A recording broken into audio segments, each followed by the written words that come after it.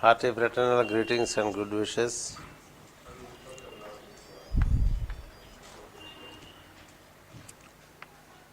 In continuation of the answers to questions asked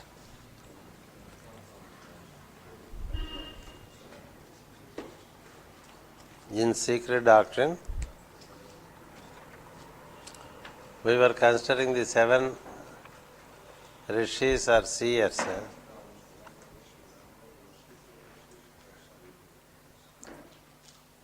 I have explained about the 3 seers and the 3 centers. That is Atri, Bhrugu, Angiras. I have also explained their nature as Anasuya, Khyati and Shraddha. These are 3 seers who preside over Sahasrara, Ajna and the throat center. Then we have the great Rishi or seer called Vasishtha.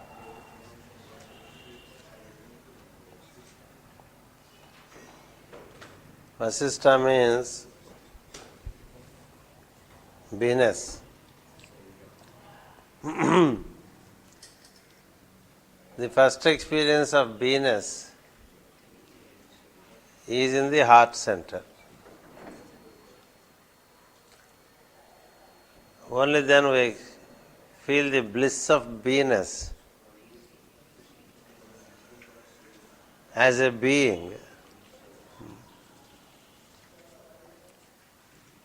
When we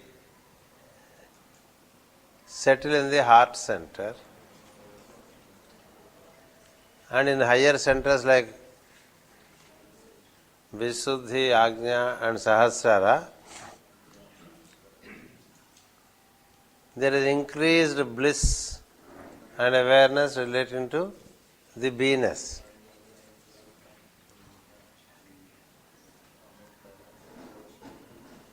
Below Anahata,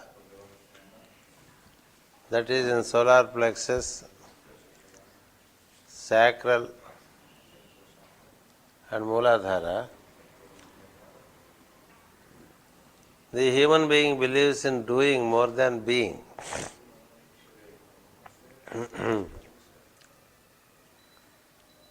Being is the higher state.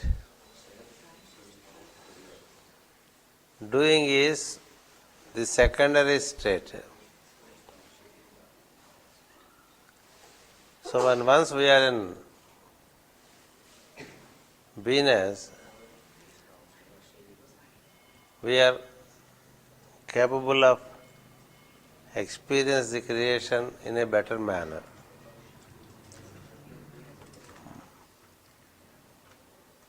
So this is how the 4th center or the 4th seer is seen.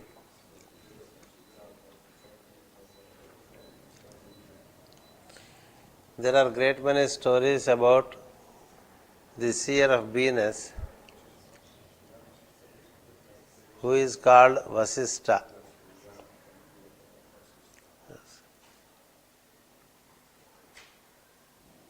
The scriptures are full of his stories. How he remains unperturbed.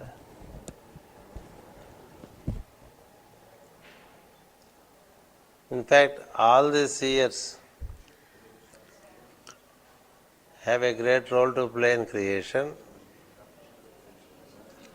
and there are elaborate stories relating to them, which are again symbolic of the 7 sounds, 7 rays, 7 musical notes, and the quality of the 7 planes of existence. The nature of Vasishtha is called Arundhati. Arundhati. I shall give all the names after the class on the board. You can copy them. Atri Anasuya, Bhrugu Khyati, Angiras Shraddha, Vasishtha and Arundhati. Arundhati means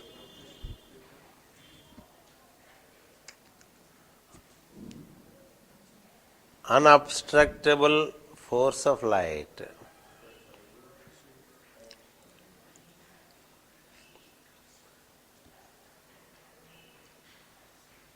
It is like the flashing forth of the light of wisdom and love,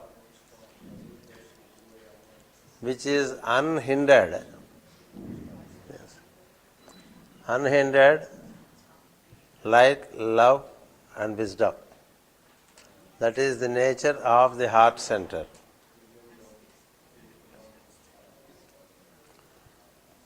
It is conceived as the wife of Vasishtha. All cosmic principles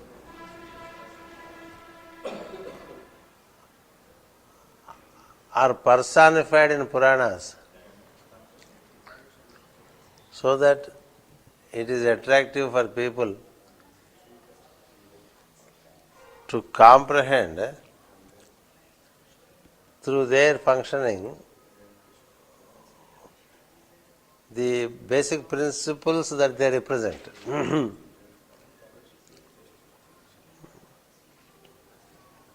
So that is the fourth seer and his nature. The fifth one is called Pulastya.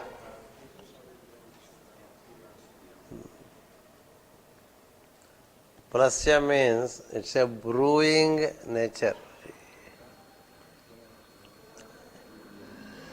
It is our solar plexus. It relates to our solar plexus.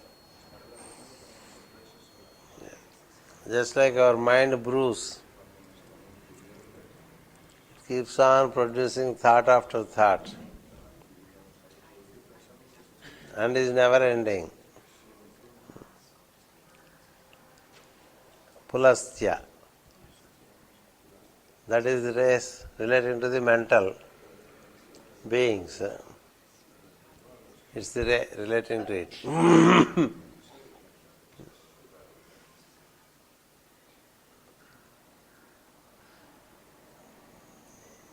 His nature or his wife is called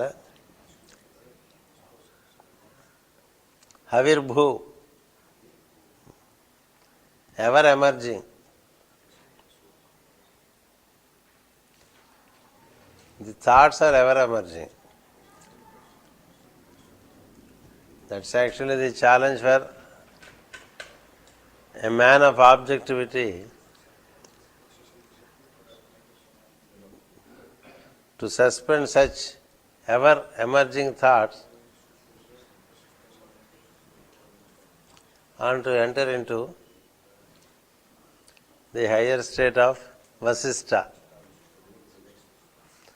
But when you need to work in the world, in the three worlds, to work out the plan, you need thoughts. Thought is the means for you to externalize your being. If you don't have the thinking faculty, you cannot objectify yourself, you cannot express yourself into objectivity, nor can you perform any actions. So it's a process for externalizing. Solar plexus is also seen as a center for externalizing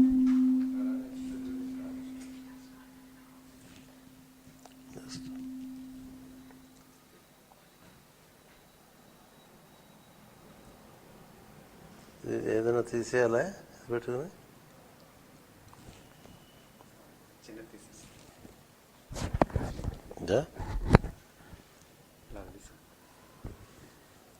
Solar plexus is always seen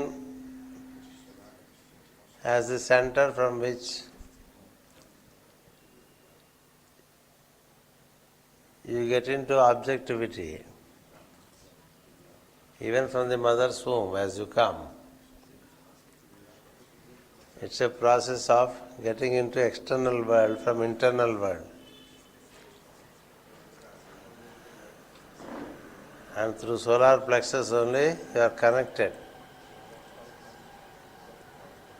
Solar plexus is also like the Libra principle. Yes. To objectify, to externalize. So the thoughts, the nature of thoughts is to externalize. When you excessively externalize into objectivity,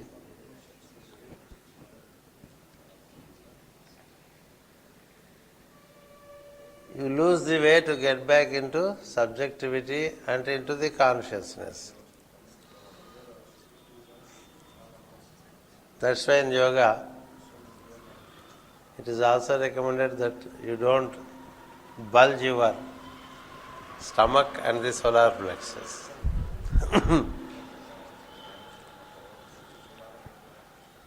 If you have too much of a stomach, your diaphragm loses its tension. You would breed in many diseases. And the obesity around the stomach is seen as a symbol of indulgence into objectivity.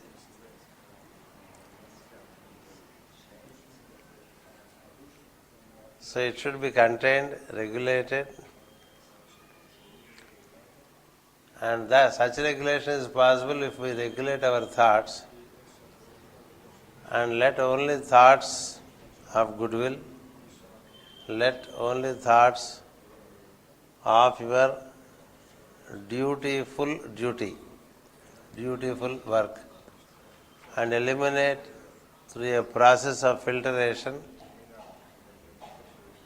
other thoughts and let them not manifest.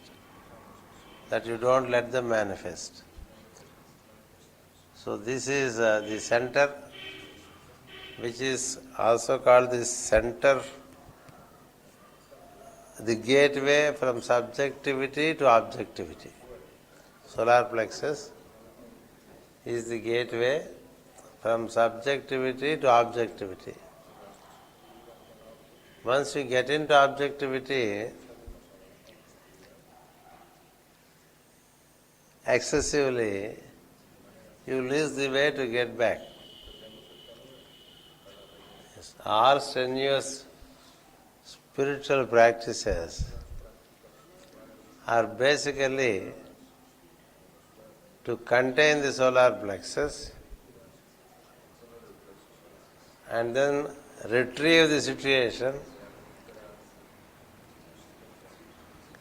find the way back and get into the heart center. Yes. So this is the fifth center and also the fifth seer and even the fifth ray. It's a mental ray. Fourth ray is harmony beyond conflict. That relates to heart. Third ray is the throat. The related planetary symbols, all these you have, the correspondences you have in Mithila, the very fundamental book with which we started 10 years ago. Yes. Now we are only giving the names as they exist in Puranas to all these 7 seers. So Havirbhu means ever emerging thought patterns. That is why even if we keep quiet, thoughts keep coming. Even in meditation, thoughts keep coming. So you need to gain the right technique to see that you come out of this thinking machine relating to you. Then the sixth center and the sixth seer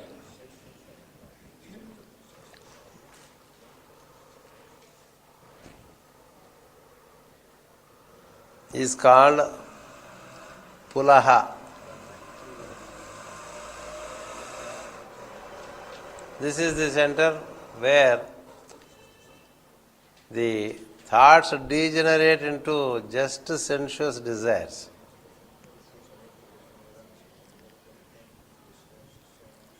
Yes. That's where you lose direction. That's the reason why all scriptures first speak of regulating desire. Unless you regulate desires, you cannot get to the higher step of regulating the thoughts.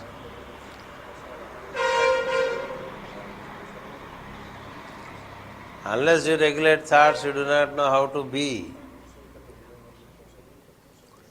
how to experience yourself as a being.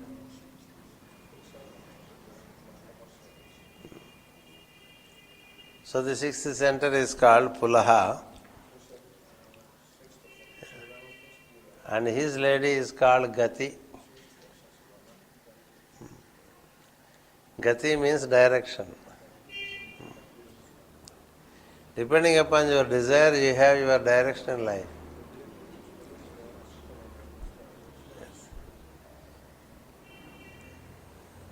So it's like the horse that leads you. Unless the horse is well trained, it doesn't move in the desired direction, and only desires will lead life. For many people, fulfillment of desires is the only program for life. Yes. Beyond desires there are thoughts, beyond thoughts there are creative thoughts, where and constructively creating thoughts, creative thoughts, where you find meaningful life. So we degenerate from constructive thoughts, from creative thoughts to routine thoughts. And from routine thoughts we further degenerate into desires. And man who pursues only sense objects to satiate these sensuous desires reduces himself into a totally emotional being who gets into all possible diseases. But desire is essential for creational purposes. Desire, insofar it is in tune with law, desire which has its basis in a creative or constructive thought. For example, to serve is also a desire, but service is a thought of welfare. For any thought to manifest, it takes into the next step as a desire and propels the senses into actions, and the senses propel the body into action. So the lady of Pulaha, that is desire, is called direction. As per the quality of your desire, you move in a qualitative direction.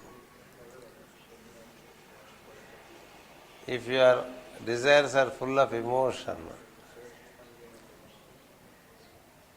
then the direction is towards ending up in an emotional hazy, foggy, grey matter.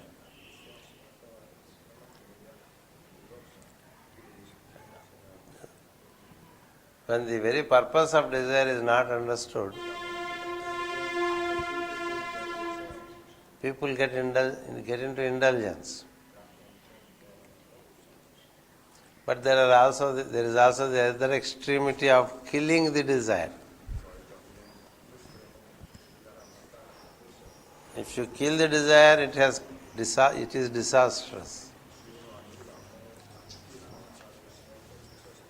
All monastic systems suggest to kill out the desire. The very concept of killing is killing. Yes. That which you kill kills you back. I told you the other day, by suppression or killing out, you produce diseases such as cancer. By indulgence, you produce diseases such as AIDS and syphilis. Yes. So don't kill out anything, don't try to arrest anything. Yes. Regulate them. That is wisdom. Regulate your thought, regulate your desire. Desire is like a mare. You see the wild mares which were asked to be tamed by Hercules. Yes. The wild mares are the desires. Yes. If you kill away a horse, you haven't done anything. By causing pain to the senses, by denying sense objects to the senses, you don't achieve anything. Yeah. Just to give an example, you see how the Christian fathers in the United States suppressed their desire for sex and slowly went into licentious activities, indulging in all kinds of misbehavior, and faced prosecution by the law. There are as many as 500 persons. The church is ashamed of them, but that's a hard fact. Because anything natural, if you suppress, it springs back with a greater vengeance. That's why monastic rigidities are not seen as wisdom. The Eastern wisdom never promoted monastic methods. They always believed in regulation.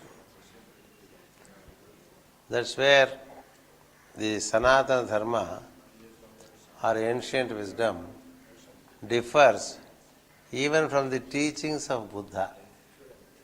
Yes. Buddha took to a path of killing the Mara or the desire, which is not acceptable to the ancient seers. Don't kill it, don't promote it. Work with it as much as is required. If you kill out desire, you have no instinct to live. Yes. You can neither kill the desire nor can you promote it unregulated.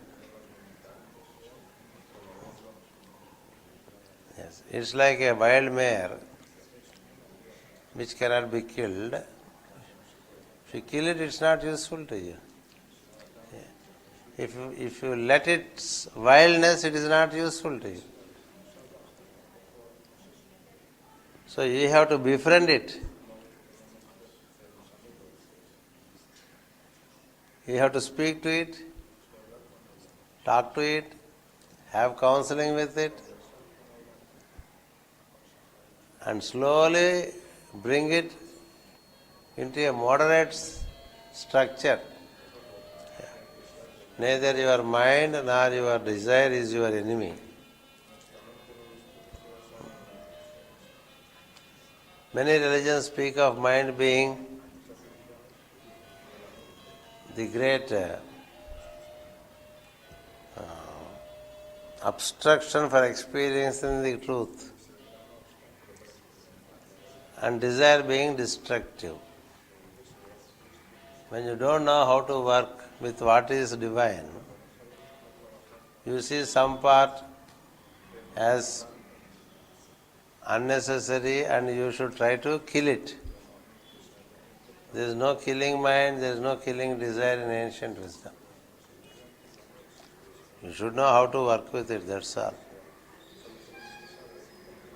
So this Pulaha is the seer that presides over the doctrine of desire. He gives you the key how to desire, what to desire, when to desire, where to desire, and what not. So this is how each seer presides over an aspect of creational work. Pulasya likewise presides over the thought patterns. What thoughts lead you to where? What are the thoughts that keep you attuned with the divine plan? So that's how Pulasya and Pulaha have to be understood. Yeah. Then the seventh seer is Kratu.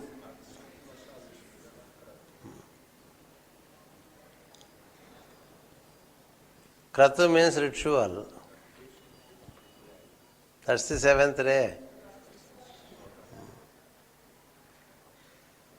The magic of ceremonial order. All activity in the world shall have to be carried out in a ritualistic manner because the whole creation is working in a very ritualistic pattern. The mineral, the plant, the animal, the planets, the devas, the solar systems, they all have a very rhythmic functioning. Only by rhythmic functioning you can stay harmonious in the creation. When you lose this rhythm, you are out of the system. That's why the teachings that are now coming from the masters of Himalayas greatly stress upon a rhythmic living and make your daily life a ritual. Yes. So that is the purpose of the seventh ray. His name is Kratu. And ritual has to be by way of daily living, that is Kriya. The lady of Kratu is called Kriya. Yes. This is how the seven names of the seers and their ladies are given in the Puranas. And above the Sahasrara, there is a vertex, a whirlpool that brings energies from the ambience into you. That is called the North Pole, the Northern Star. And below the Mooladhara, also there is a vertex.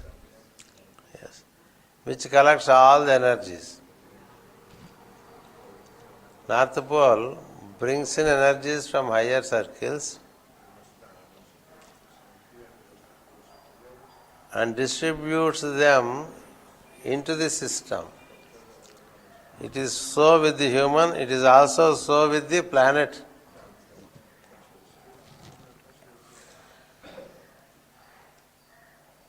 South Pole gathers, North Pole distributes. In between the two, there is the existence, the apparent existence from the invisibility to visibility. Yes. These two poles are also seen as two seers. The energy of North Pole is called Marichi.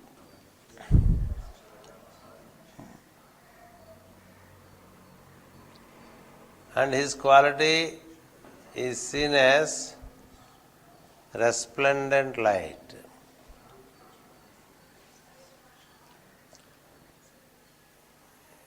He is an ever-shining seer, that is how it is said.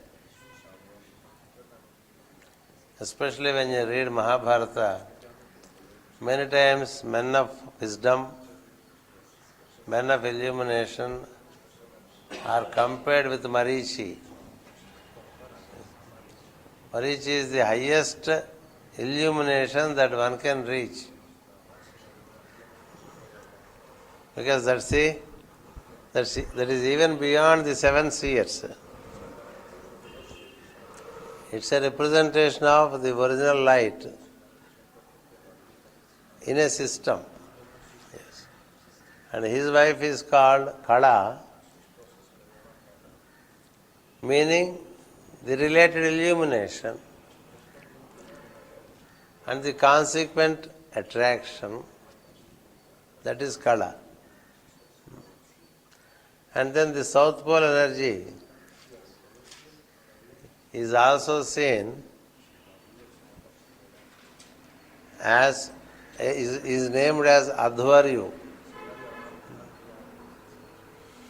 meaning the one that stays below. That's the foundation. Actually, the foundation is up above. This is the culmination. Yes. Temples are always built from above downwards, not from below upwards. Because creation itself has come from subtle to gross. It's not building from gross to subtle. Yes. Subtle energies of cosmic plane detailed into solar plane, and from solar plane to planetary plane, and then from planetary plane to the physical existences. This is how from subtle to gross everything is built. And occultism is an effort to understand the subtle behind the gross. So the foundation is up above. You know, in India, temples are also built like that. On 10th January every year, we put you to a temple called Simhachalam, just to see the symbolism, which is profound. The temple is built from above downwards. How is it built above downwards? There are no foundations for our temples, and yet they stay stable. Why? Because the weight above keeps the columns below intact. But when we build from below upwards. Yes. That's why even to rebuild the temple in us, we straightaway contemplated Ajna and ensure that the light of Gayatri descends into us. That's how the prayer is in Gayatri.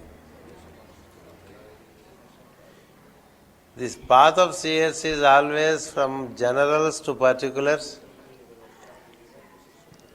from subtle to gross, from upwards to downwards. That's how it is. So this Advaryu is the one who contains all these energies. These are the 9 numbers. When they are 9, they are called Prajapatis. When they are 7, they are called 7 seers. Yes, that's how we have to understand. The 9 numbers keep repeating in different combinations to give forth different number potentials, isn't it? Whatever number you make, it has to be within these 9 numbers. And different combination of the 9 numbers gives different potential. Is it not? That's how these 9 numbers form the basis for all potential in the creation.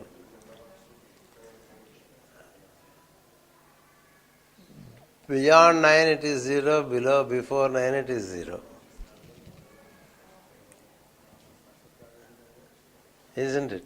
After 9 you would again have 1 and 0. Before 1 you have 0. So to 0 the whole travel is. Purnamada Purnamidam. Yes. When it is 0 upwards, the upper 0 is seen as nilness. Yes. But it is not really nil. It is full. It is potentially full, and the potential is not manifest. That's how the vacuum is seen by seers as the absolute God. What the scientists see as a vacuum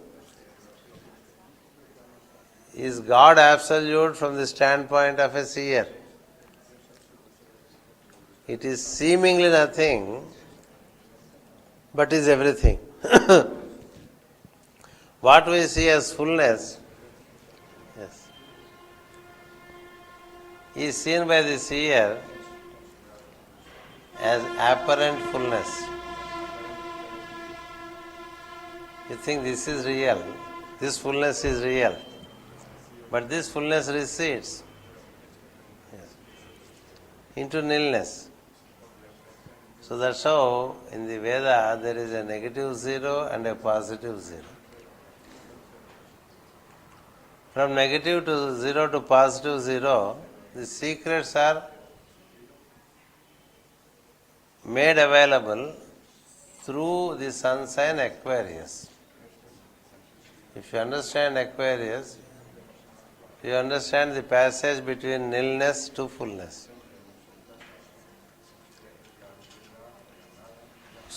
So those are these 9 seers, their purpose, their quality and their function. That's a question given to me, coming from the ancient wisdom. There is another question, question number 9. Yes. For those who joined today, please remember that we have spoken about all the root races. When explanation is sought relating to various allegories relating to the first root race, second root race, third root race, fourth root race. So on the way we are now in with the seers. So now there is the question relating to 9. Kandu stands for the first race, Kandu, and Daksha for the third race. Marisha, through the exertions of Soma, the moon, is taken to wife of the Prachetasas, the production of the mind-born sons of Brahma.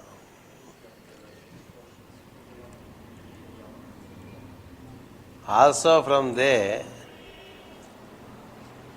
beget the patriarch Daksha, a son of Brahma in a former kalpa or life. Please, could you explain the meaning of Daksha? Yeah. The concept of Daksha deserves a complete seminar. That apart, for the time being, we try to answer the questions. There are many questions relating to Daksha up to question number 13.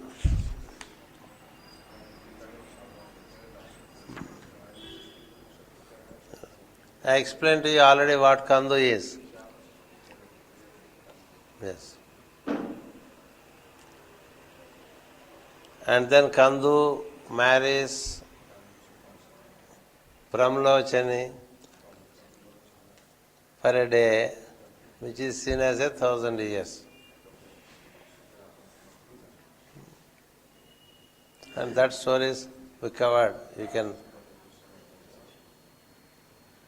And from Kandu and Pramlochani was born Marisha,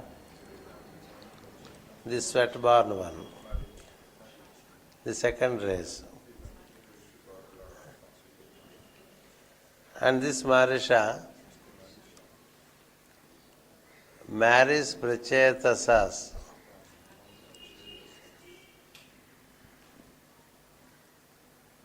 Prachetasas are again mind-born sons of Brahma, the creator. Marisha marries them. This is the state of individualization of the one consciousness into different individuals. Third born. Daksha is the third born where there is individualization. It was very difficult to cause individualization. Just like now it is very difficult to synthesize the individual energy into universal energy. In the initial stages, it was so difficult to segregate the universal energy into individual units. Yes. Prachetasas, the mind-born sons of the Creator, they never wanted to get into individualization. But then Marisha, the principle of sensation, yes, marries these 10 Prachetasas. They are 10 in number. That's how Prachetasas are, when they married means when they are associated with the principle of Marisha,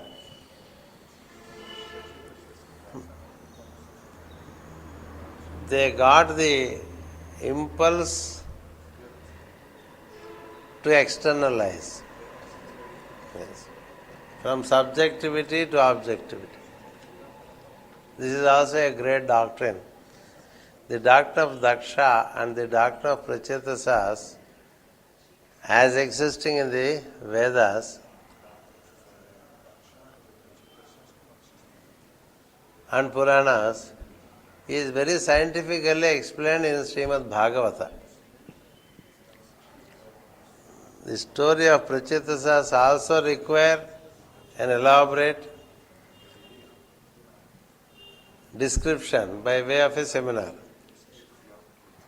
But suffice it to say that the 10 sensations and the mind formation is what is intended by the association of moon with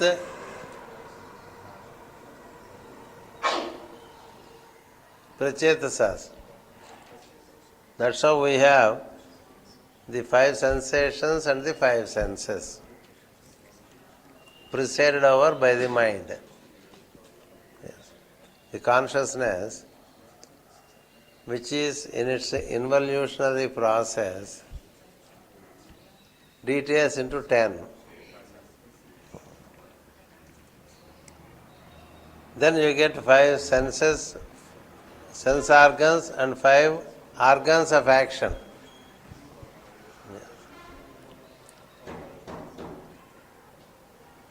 So, the 5 senses and the 5 sense of organs are basically the structure for the human being, and is also later for the animals. When the consciousness enters into it and details into them, then you become number 10, presided over by mind. Until then, you are pure column of consciousness. So the consciousness to detail into 10 channels, into 10 branches, into the sephorathal tree which we call, into 10 different ways. The 10 seeds come as described by Master Jwalkul. It is externalization from the of consciousness from the column through mind into 5 senses and 5 organs of action. The 5 organs of action we have are the 2 hands, 2 legs, speech, and then the 2 excretory organs. These are the 5 organs of action, and there are 5 sense organs.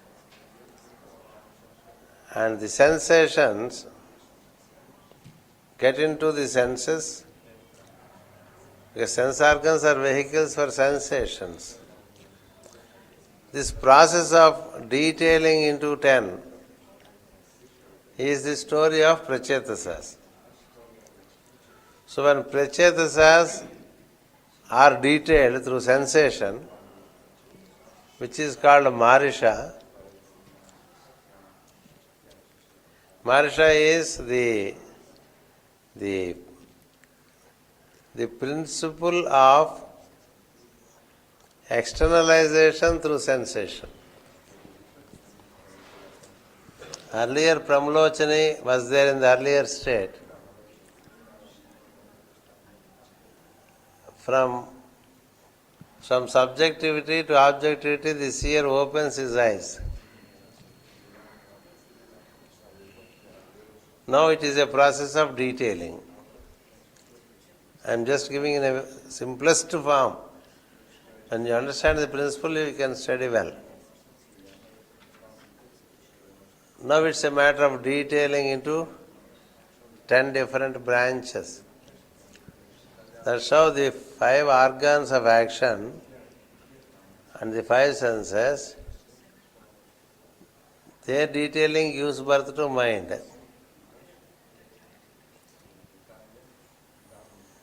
So that mind is called Daksha. Here the mind should be understood as the localized consciousness I am. Yes. Now individual I am is born from the universal I am. That is called the birth of Daksha. The individual starts functioning just like the cosmic person. Yes. He feels that he is as much as the cosmic person. That is his ability. Because now as you keep on externalizing into creation, all the original principles, they keep on culminating in the ultimate manifestation.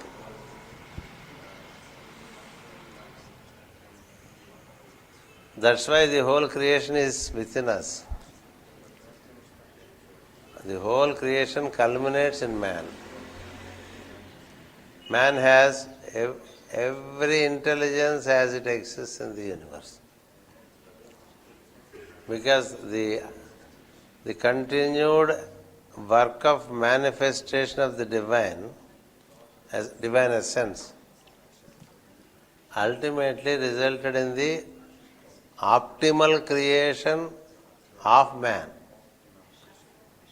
The creation is fulfilled when man is made. Yes. So the first aspect of man is daksha,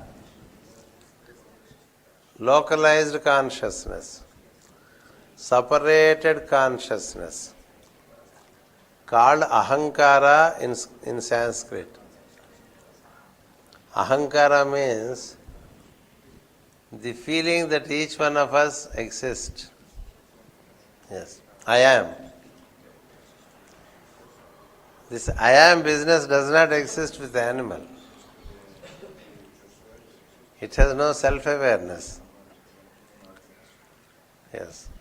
Plant doesn't have self-awareness. Mineral has no self-awareness. Only man has self-awareness. That's why he says, I am. When he becomes self-aware, around it there is also ego. Yes. I am great. I am good. I am much better than others. Others are wrong. I am right.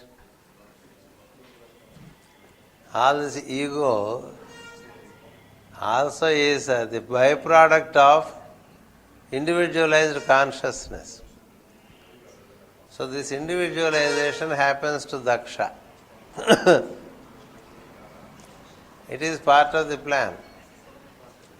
Unless he feels I am, he will not work. Yes. It's called daksha. Daksha means, literally in English it is dexterity. Daksha, dexterity.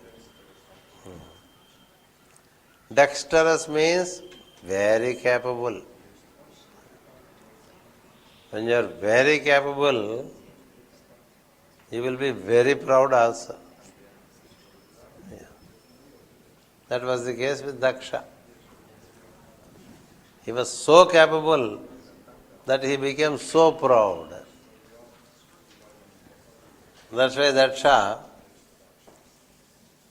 needed to be treated for creational process to go on further. Yes. So, we go to the other questions relating to Daksha. Daksha, who is regarded as the chief progenitor,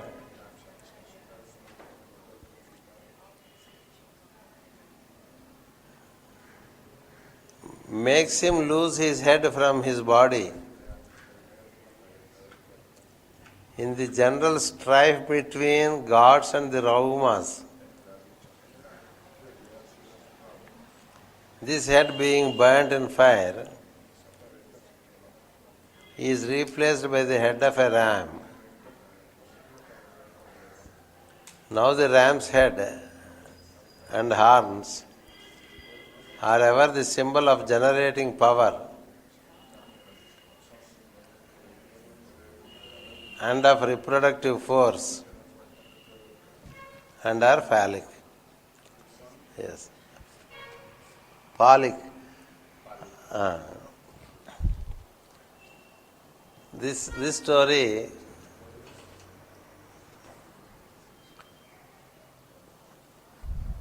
There are related questions on this also. 10, 11, 12, 13.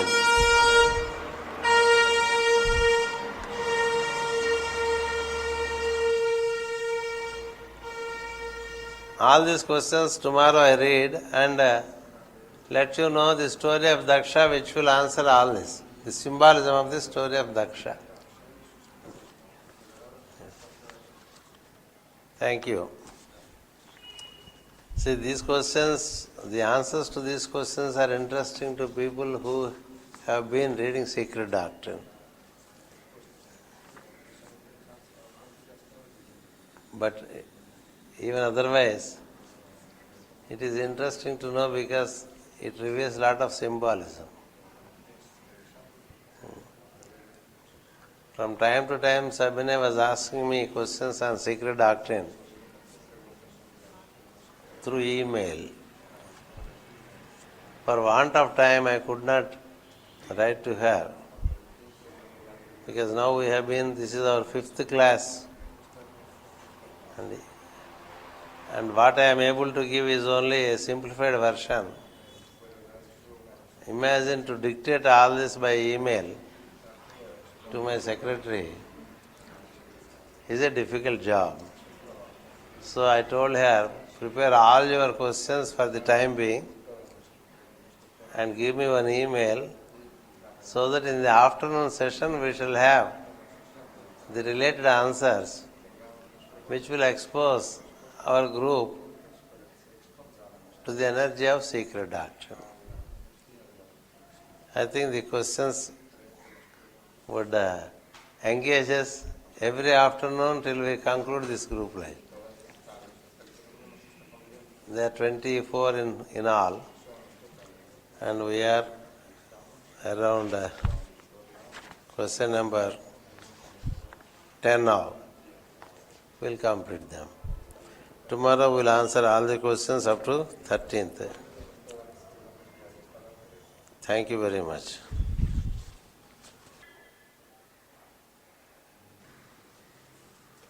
Let us try to understand the story of Daksha Prajapati.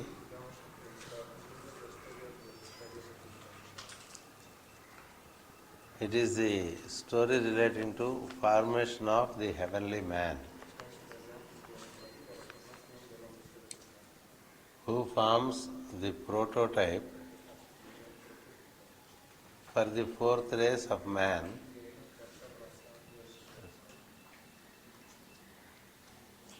the blueprint of man is prepared by the gods through a great sacrifice.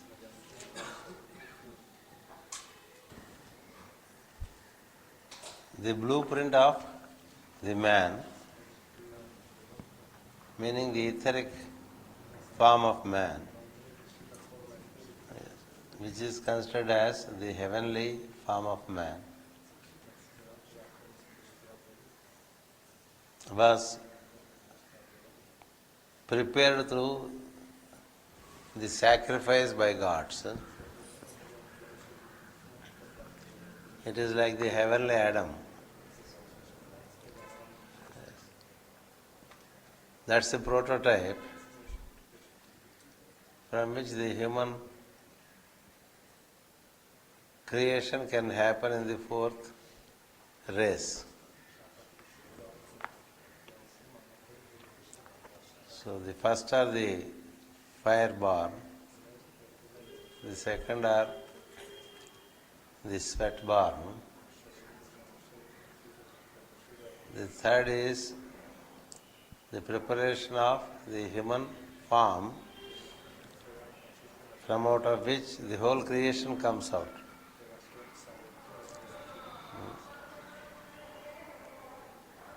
The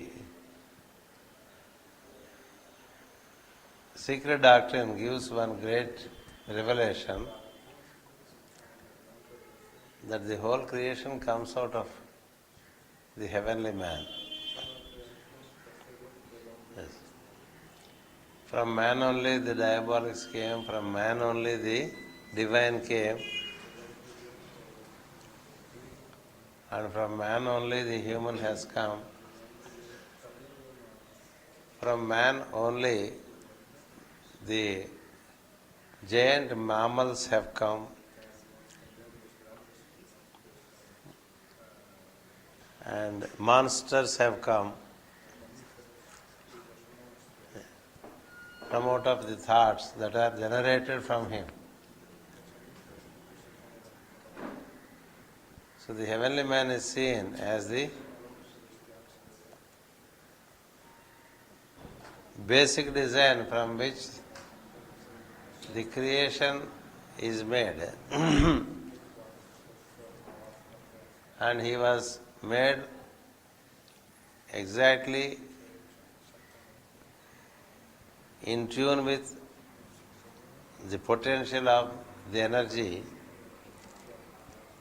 which is called the God beyond creation. All the potentials of the God beyond creation are drawn through a fire ritual.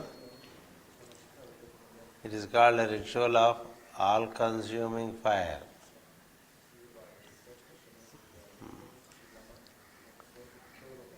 In Veda it is called Sarvahuta. So the ritual of Sarvahuta is called Yajnat Sarvahutaha.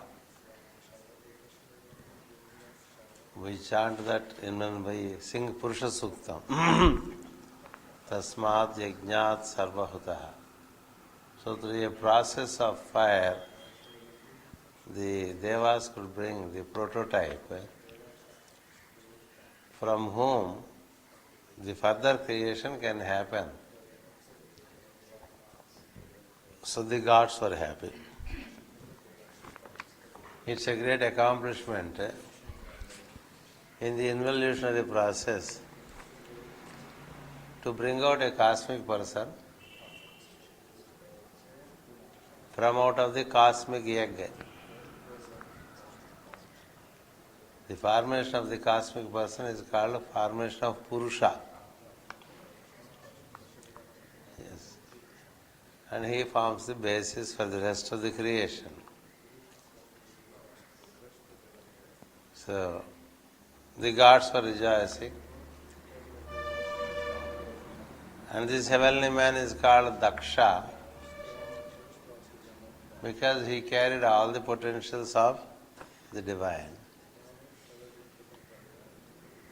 Except that he came through the three qualities of nature, while the God himself is beyond the three qualities.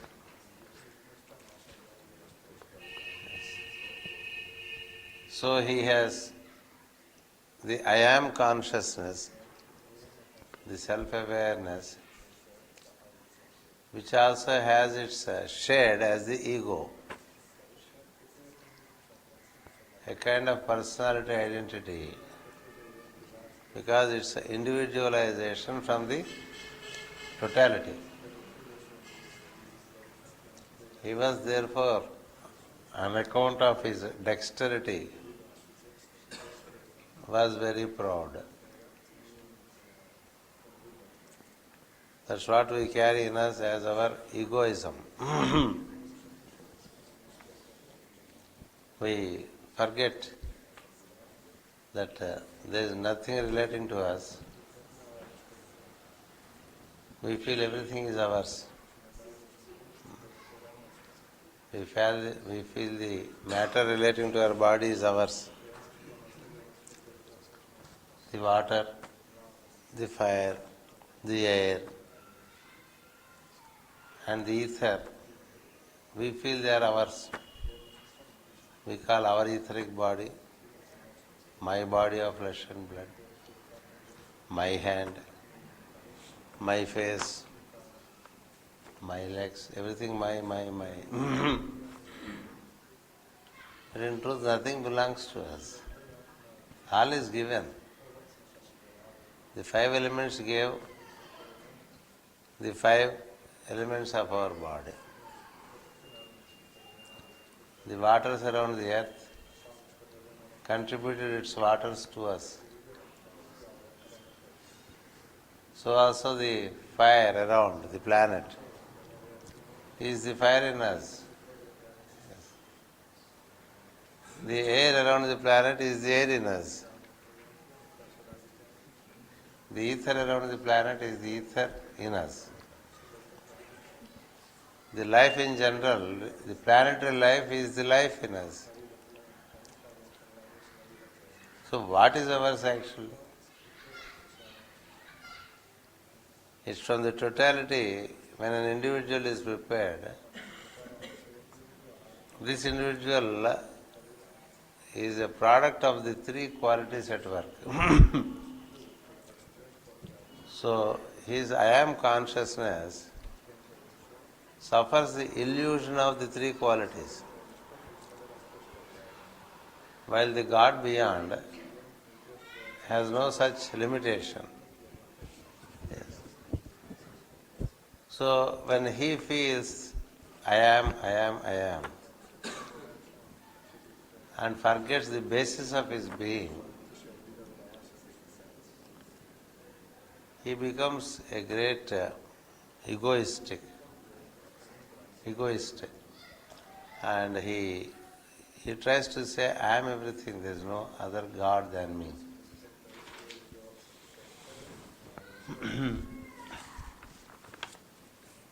He accepts the intelligences in the body, and he feels all these intelligences are subservient to him. That the life in him, the brain power in him, and the various intelligences that are working in him, he feels they are all his. That's how he becomes very proud when he is individualized.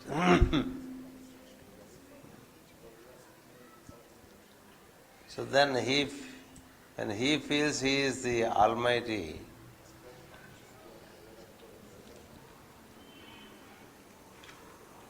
there can be no further process of creation,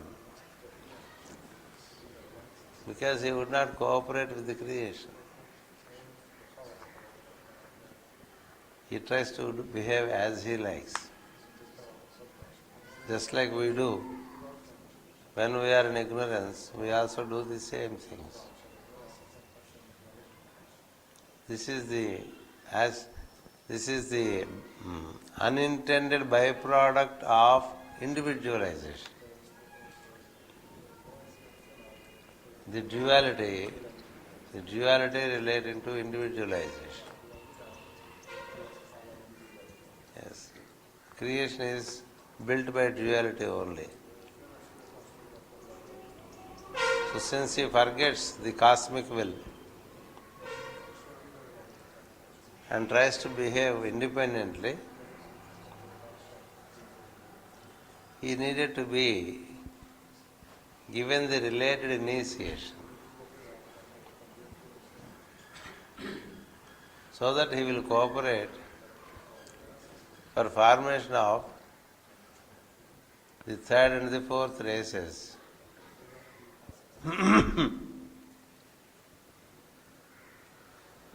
The allegory in the Purana is that Daksha himself conducts a sacrifice again.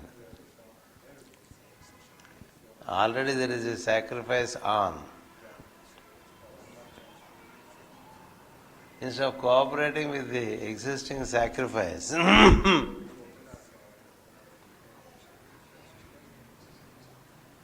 he tries to carry out a sacrifice by himself. That is what we also do. Within an organization, we build organizations.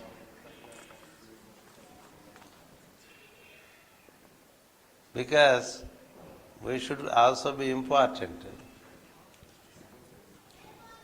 People build organizations within the organizations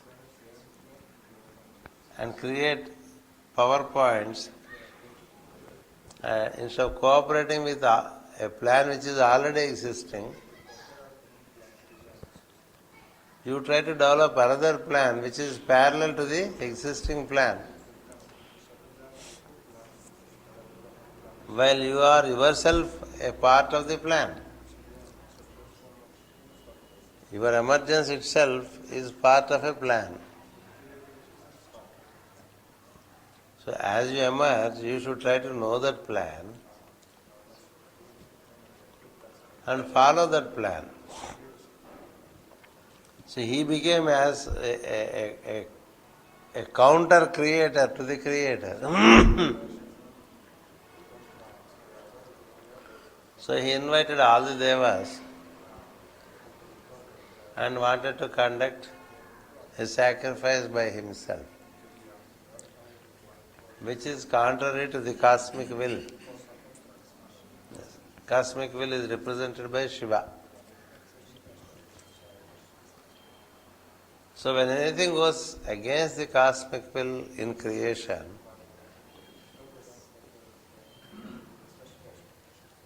it cannot be sustained. Yes. A man who works contrary to the plan destroys himself. That's how, through ignorance, we destroy ourselves.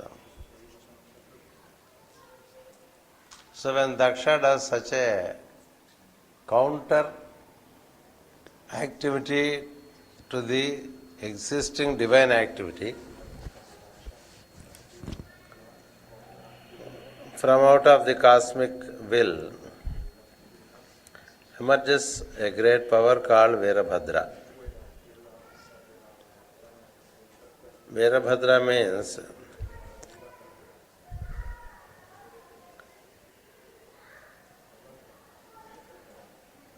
protector of the cosmos. That means there is no equal to him. There is no equal to him. It is a manifestation of the fire of cosmic will. So that's how fire is introduced for a second time. That's how Virabhadra is an instant manifestation. Meaning, the cosmic, a vibration comes out of the cosmic will to protect the plan and to destroy those who are working against the plan. From out of this Virabhadra, it is said that out of his skin pores, a great army comes out. These are all the products of cosmic will,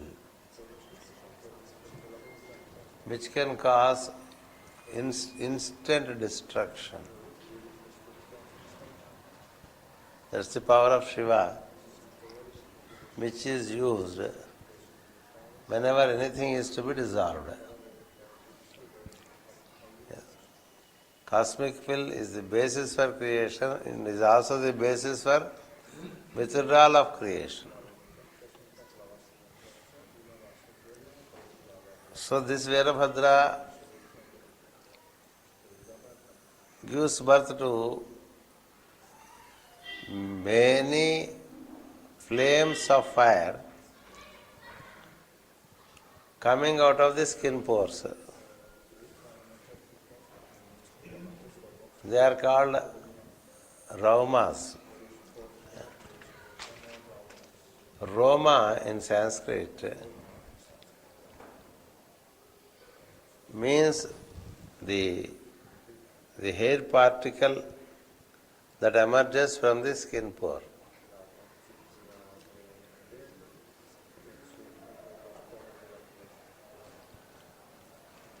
When you are angry, from out of your body, the anger is emitted even through the skin pores.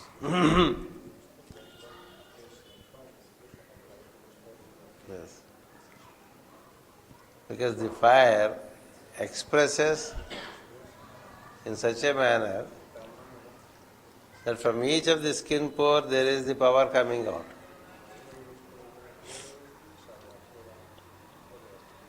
They are called Romas. Yes. The Romans, we know, also have their origin to this principle of the creation. They are a special race that came temporarily onto the planet to lay foundation for a great civilization in the West. Today, the entire civilization in the West has its basis in Roman administration. The water systems, the transport systems, the governance of regions, everything has their roots in the Roman system. Civilization is the strength of the West. In the East, there are only communities all the time. But great civilizations developed in the West because of the impulse given by the Romans. They all are said to have come from Romakapura.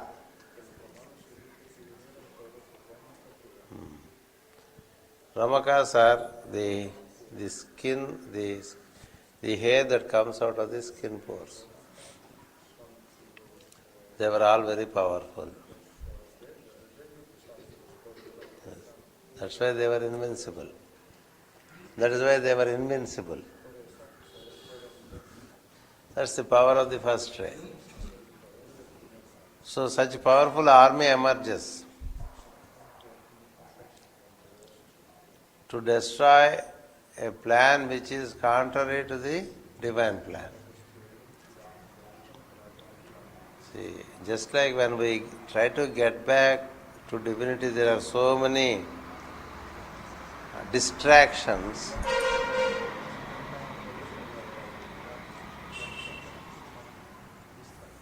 Equally, there were distractions when the creation is in its involutionary process.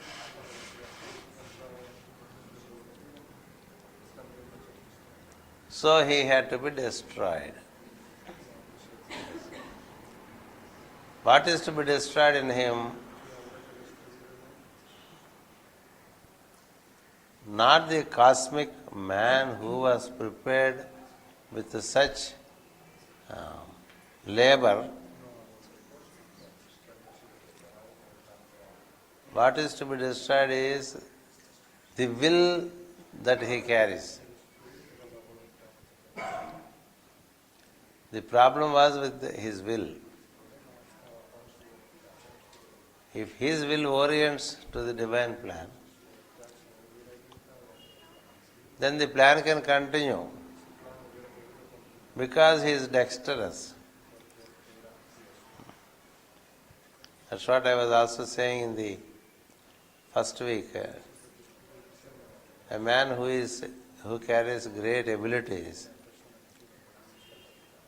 when he turns out to be a man of goodwill, what he can accomplish, 100 goodwill groups cannot accomplish. I gave the example of distribution of clothes and food for 21,000 people in 20 minutes by a successful businessman every year for the last 25 years, which is not normally possible for the weak-willed goodwill groups. What is the difference? He is a worldly able man and his will is adjusted towards goodwill, then it is the same ability that works. Yes. So here is Daksha, the most stable one. You can't totally destroy him. It means you have to start working from the beginning again. You shall have to adjust his head. It's the adjustment of head that is required. That is what Veerbhadra does. He causes adjustment of the head of Daksha.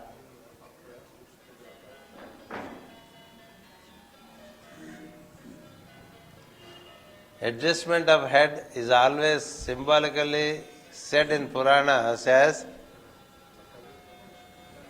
removal of the head and replacement of another head. Yes. This is what is called the ritual of head cut. Yes. The existing head is cut. And a much better head is instituted over there or restituted over there. That's how you see in the book of Revelation of John, men with lamb head.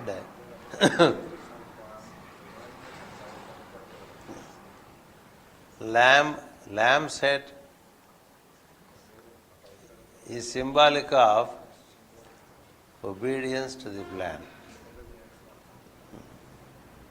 Because lamb is a soft energy, but not a hard energy. The energy is made soft. You see, in the story of Ganesha, his head was also cut by Shiva. He carried a head of power, which is not complete accomplishment. So he removes the head of power with the head of wisdom and knowledge. So it means the person is kept intact.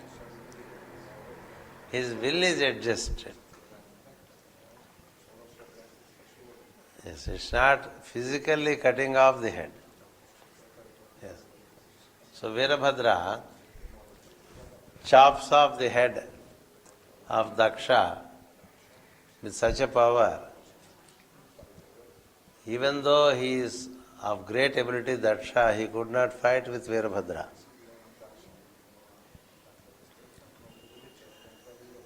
That means the localized consciousness, the separated consciousness is no equal to the cosmic will.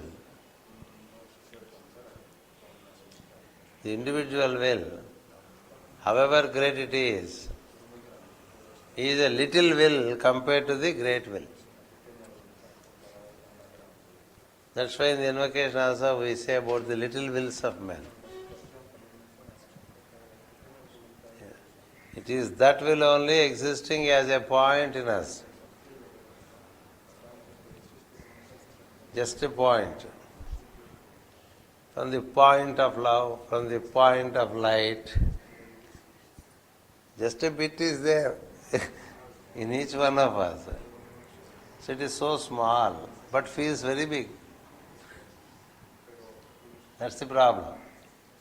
It's only our story in the earlier states. So when he chops off the head, it flies into the air and then falls into the place of fire ritual and is burnt up. The gods were all unhappy because their work suffers. All that they have done is gone.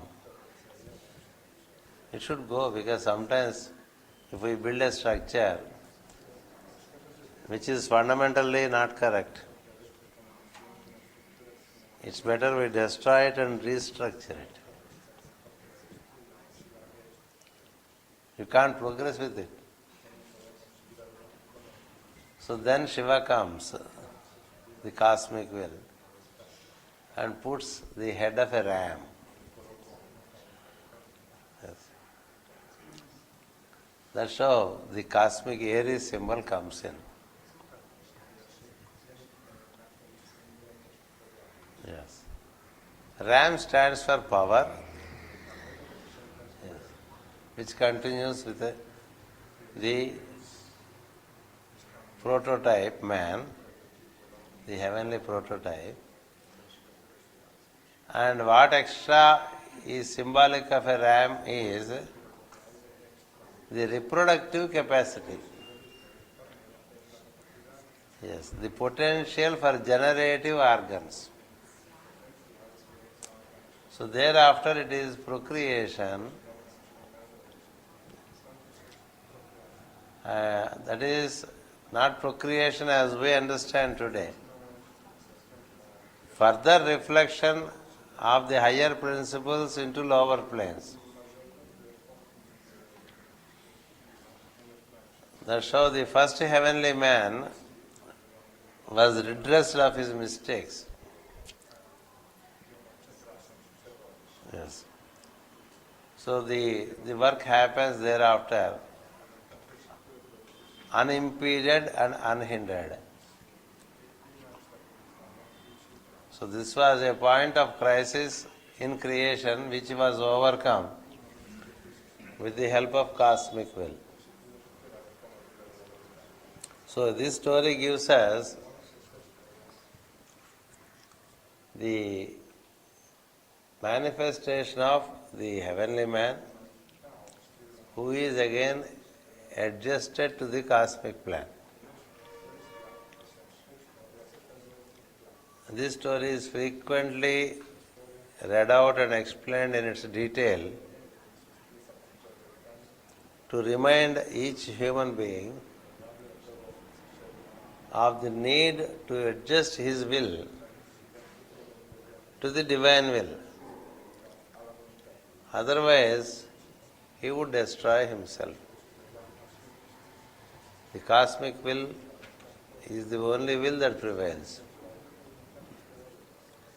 All that we can do to continue to be immortal and divine is to tune up to that cosmic will.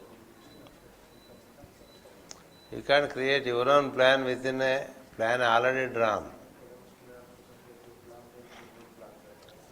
It's like a football game is conceived.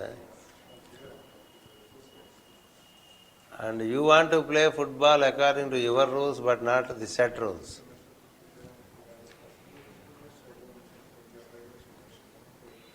It's not allowed. You can't play according to your rules. The play is already conceived. Yes. You have to play according to that. How can you conceive a counter play within the play? You will be pulled out of the ground if you do that. So likewise this story of Daksha goes. Then the birth of Veerabhadra is again a kind of ethereal emanation from the fire. Yes. Just from out of the skin pores. Because already the sweat-born are there. Yes. Marisha was sweat-born. And Marisha marrying Prachetas gave birth to the third race. That is Daksha. Yes. And Daksha is put off by the seniors who came out from the ethereal forms. I spoke to you when I spoke about Pramlochani. No, when I spoke about Chaya and Sanya,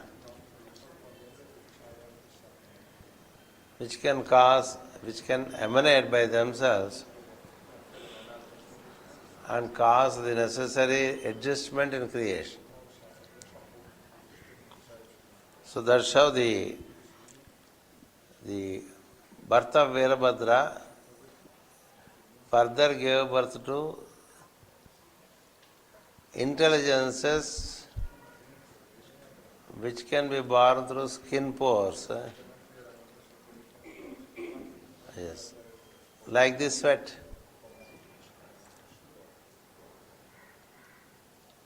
Since they are born out of skin pores, they are called raumas. So these raumas set right the order again and enable continuation of the creation. Yes, as I said, we shall have a very detailed account of this because it is given a great importance in the Puranas and it is well explained in Bhagavata.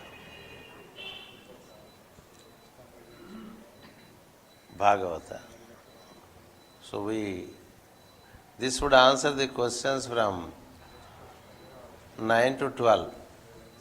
These are all the questions relating to it. Once the prototype Daksha is set to order, he is a creator of the further creation up to the fourth race. That means up to formation of all that we are. Yes. The enlightened Daksha is called Padmapani in some systems. Yes, Padmapani means the one who holds Padma. Padma means lotus. Yes. So, lotus is symbolic of creation, unfoldment of creation. Unfoldment of the creation up to the gross physical is 50% of the span of the Creator. That's why it is said that he represents 1/2 of life of Brahma, which is given on page 178 and 179. Yes. Padmapani, the lotus bearer, means support of the kalpas, represents 1/2 of life of Brahma. Thereafter the lotus has to fold back. Just like after 50 years, we also fold back. The unfoldment of the body is up to 50 years. Thereafter it refolds. If you are of a very healthy body, but in the present state, the unfoldment of body is only up to 35 years. And then slowly it folds back. Yes. So the second half is presided by another deity. The first half is presided by Padmapani. So this Padmapani is the name you find in the Buddhistic scriptures. He is also called Dhyan Chohan. And this cosmic person is said to have 4 hands. Yes. Like every angel has 4 hands. Yes. In our preceding state of existence, we are 4-armed. In the present state, we are 2-armed. Yes. The 2 other arms, which are our wings, presently are not with us. And the spiritual practices, when they give the related evolution, we get the wings to fly. That's why we show the angels have wings. They are all 4-armed ones. So the 4-arm, when it is 4-armed,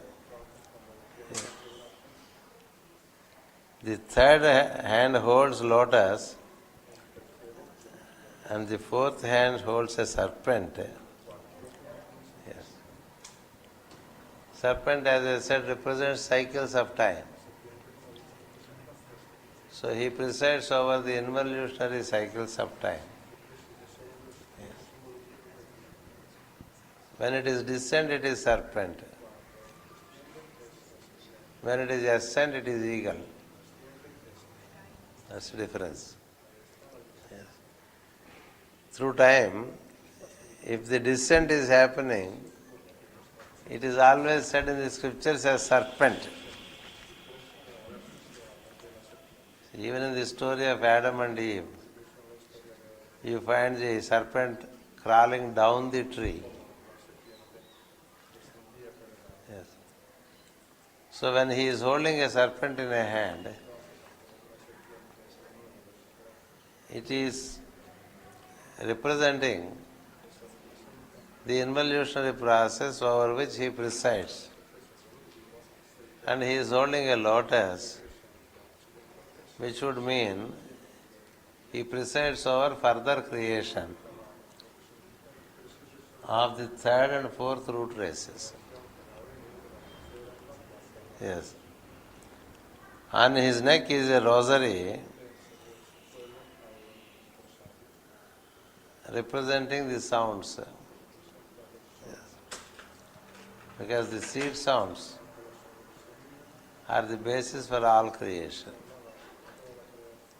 That's why people use rosary whenever they work with sacred sounds. On his head, the sign of water.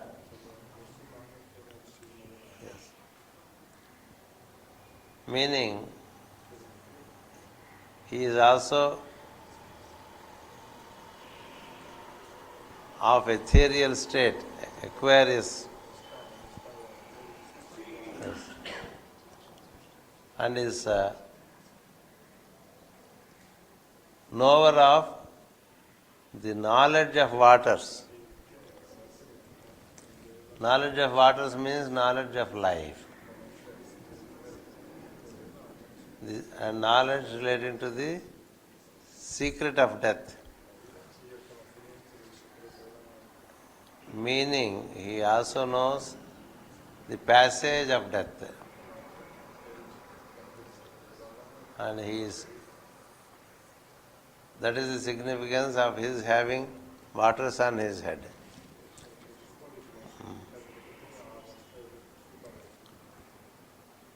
On his neck there is a rosary, on his head there is the sign of water. On his bow there is the 3rd eye. Brow, there is the 3rd eye. That's the case with the preceding race. They carried the 3rd eye. They carried the vision. And he is the first design of that.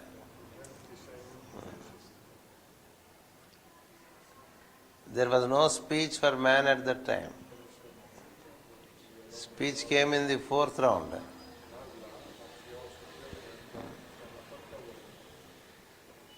We do not understand sounds without speech.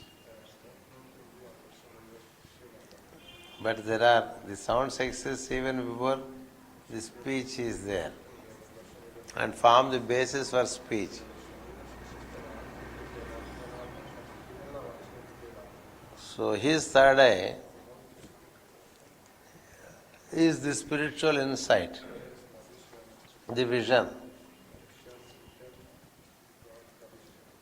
And his name is Protector, the Savior of humanity.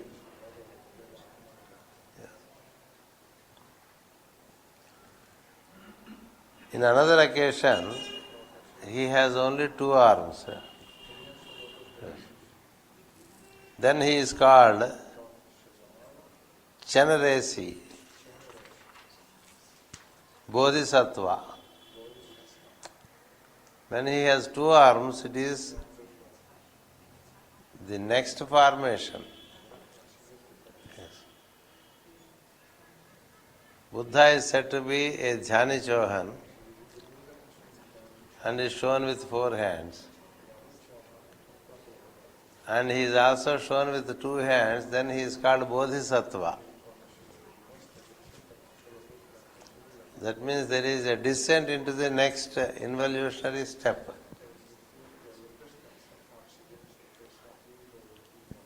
Yes. The one, Daksha or Padmapani, he is said to carry 1,000 eyes. That means because he has insight or the vision, he can see through all the 3 worlds. The one who presides over 3 worlds is given the number 1,000. 1,000 means 1 preceding 3 zeros. Number 1, preceding 3 zeros. The 3 zeros are again symbolic of the 3 worlds: mental, astral and physical worlds. That's the beauty of the scriptures, is that everything is symbolic. Why did they do so? Only to guard it against the profane. People who have all intentions, they also used wisdom and became too powerful. So they always guard wisdom with too many keys presented. The animals are symbols, the numbers are symbols. Yes. Everything is symbolic in the scriptures. That's why study of symbolism of scriptures is very important before we read scriptures. In the recent cycles, Madame Blavatsky has been the best in giving out these, in revealing these symbols. And Master Ike also has done a great work, of course in Telugu, in relation to symbolism, when he wrote commentaries on Bhagavata. Because Bhagavata also contains cosmogenesis and anthropogenesis. So unless we have the knowledge of the symbolic presentation of number, sound, color and form, you cannot unfold anything from the scriptures. This is the fourfold keyboard for anyone to study wisdom. If you don't have these 4 keys, you would only read the superficial alphabets, but not the inner content. The number and its potency should be known. The sounds should be known. Then these symbols like the animal symbols, geometrical symbols should be known. Astrological symbols are mostly animal symbols. And then there are geometrical symbols like circle, cube, triangle, pyramid. In three-dimensional, when it is three-dimensional, it is one thing, and it is unidimensional, it is another thing. Yes. A square is different from a cube. A circle is different from a sphere. And these are all great symbols, archaic symbols. The cross, the five-pointed star, there are so many such symbols. So this symbolism is more important, and that should be first understood through a good study. That's the key. Symbolism is one of the important keys. Yes. Astrology is another key. Yeah. So when we read secret doctrine, we encounter mostly these symbols. So that necessitates us to get into the symbols and make an understanding. That's the specialty relating to the presentation of wisdom by Madame Blavatsky. Because everything in secret doctrine is mystical for the simple reason it is kept beyond a common reader. It reveals itself only to an occult student who works with symbols, who learns the symbols. Yes. Occultism is like entering into secret caves. To enter into the secret cave, you need a key. You see Alibaba and 40 thieves. There is a sound key that you have to utter. If the cave is to open, so the occult or the mystical side of wisdom reveals only when we have comprehended the keys of symbolism. That's why most of the people respect the book Secret Doctrine.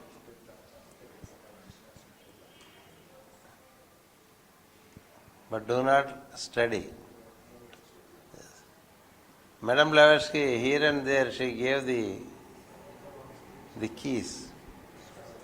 Astrological key is one key that she used. Time key is another key that she used. And symbolism as the third key. These are the three keys that were given to her.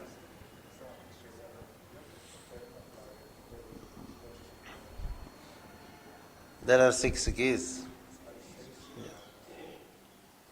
Utterance is a key. Grammar is a key.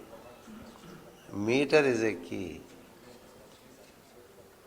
But she only used 3 keys, which were given to her by her teachers. So, he holds a lotus and has 1,000 eyes. This 1,000 eyes God is said to be Avalokiteshvara, meaning he presides over the further creation. He presides over the 3 worlds. Yes. He can see through the 3 worlds. In one way, he is relatable to Indra. He is the Lord relating to the worlds. Yes. That's why he is considered to be our heavenly progenitor, chief progenitor. These are all words which are used in the doctrine, which are also given in these passages that are given to me for explanation. Yes. So the ram's head speaks of generative power and of reproductive power at the later state.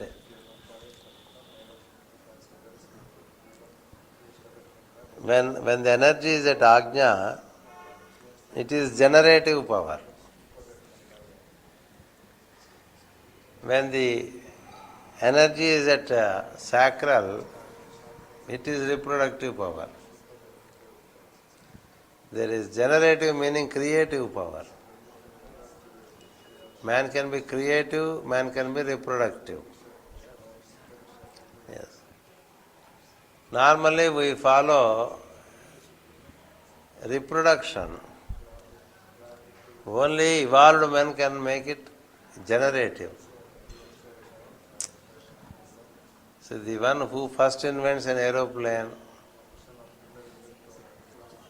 he carries creative power. Later many companies are manufacturing aeroplanes. It's only reproduction. It's not creativity. So Daksha is both creative and reproductive. That is the symbol of Ram. That he carried the potential for the next race also. So now we read this passage and see if we have covered. Daksha is regarded as the chief progenitor. He is also pointed out as the creator of physical man,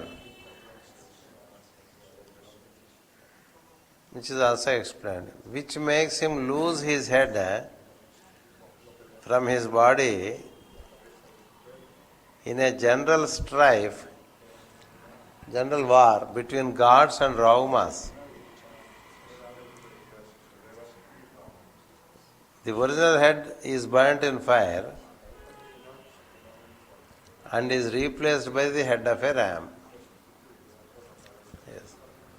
Now the ram's head and horns are ever the symbol of generative power and of reproductive force. Yes. Then Shiva Rudra. Shiva is the cosmic will, Rudra is his vibration. Creates the terrible Veerabhadra, yes, born out of his breath. He is 1,000-headed, 1,000-armed monster, Veerabhadra.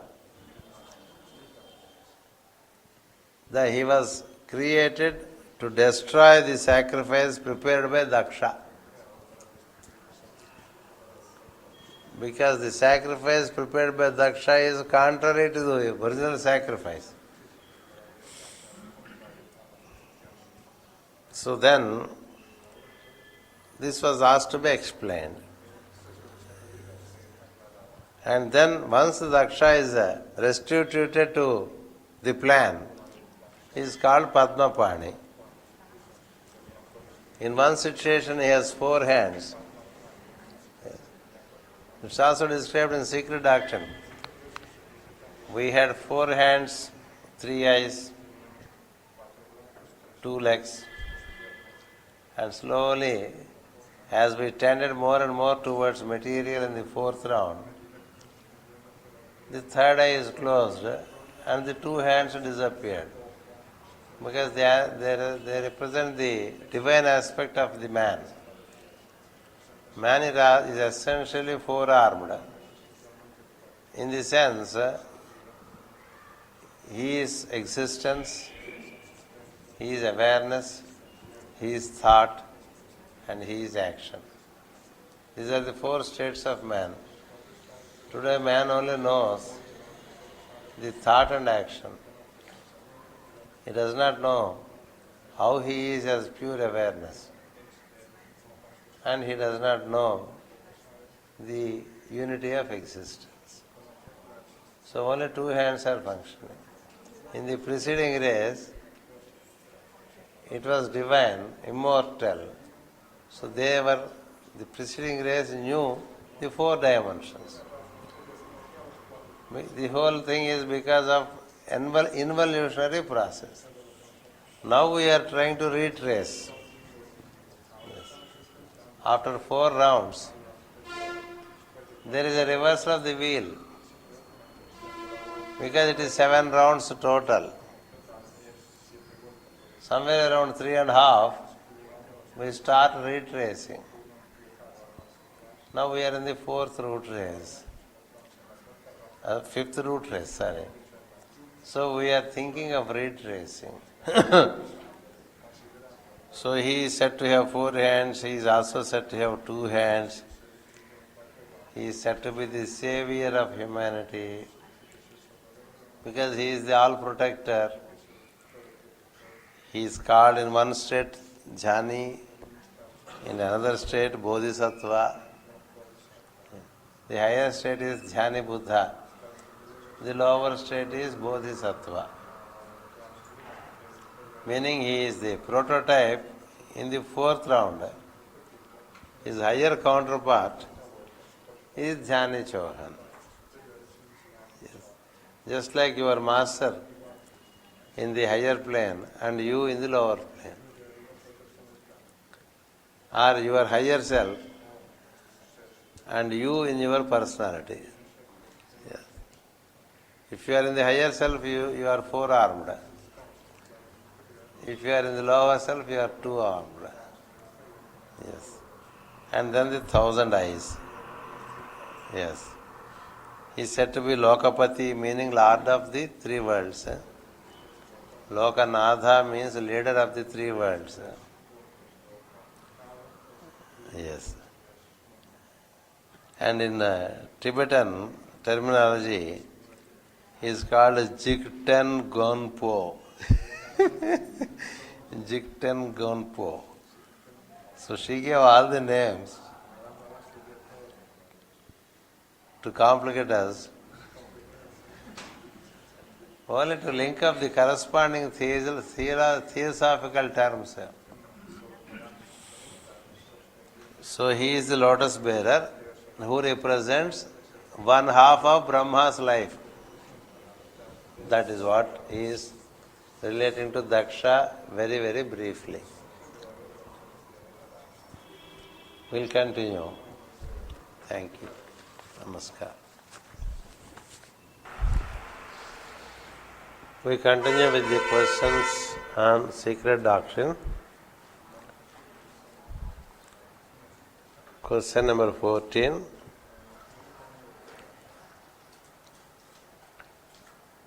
The 3rd race became the Vahan or vehicle of the Lords of Wisdom.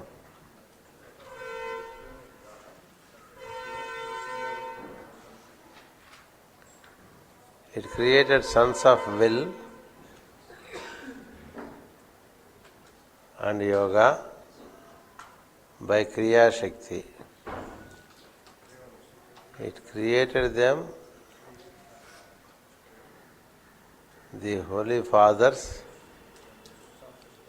ancestors of the Arhats.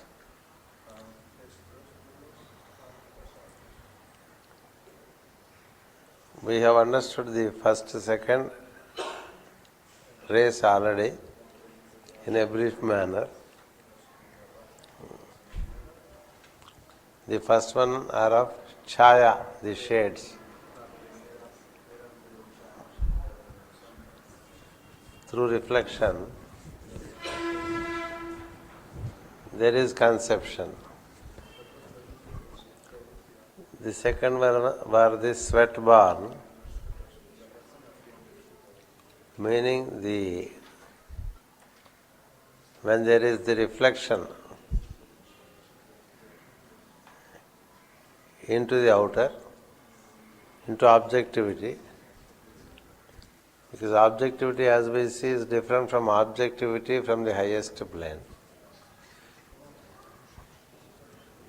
From the 7th plane, reflection means towards the 6th plane.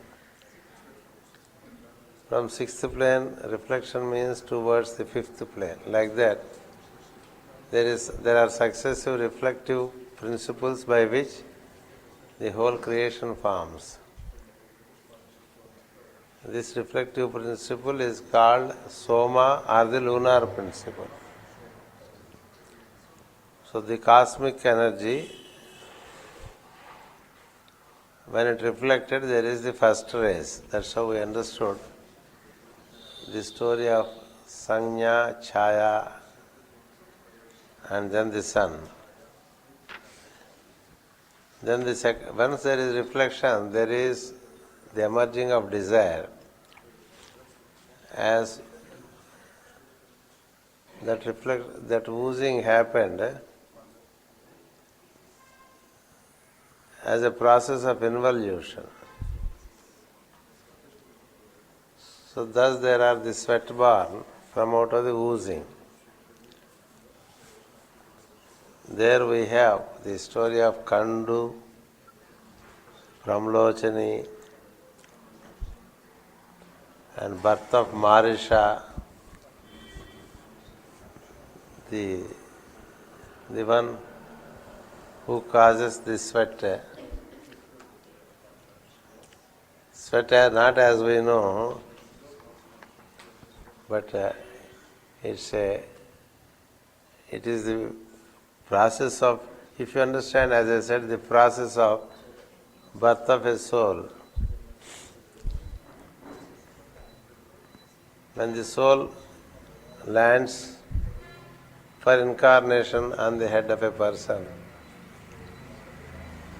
then there is the reflection by which the thought comes that we shall have a child. That's the desire.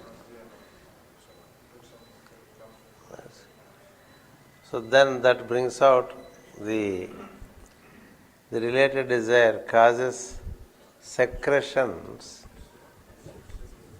So the original flame which reflected was oozed out. These details were already in the earlier classes, they were explained. Then what is oozed out is called sweat born. And then the sweat consolidates, becomes into an egg in the womb. What happened? Eyes.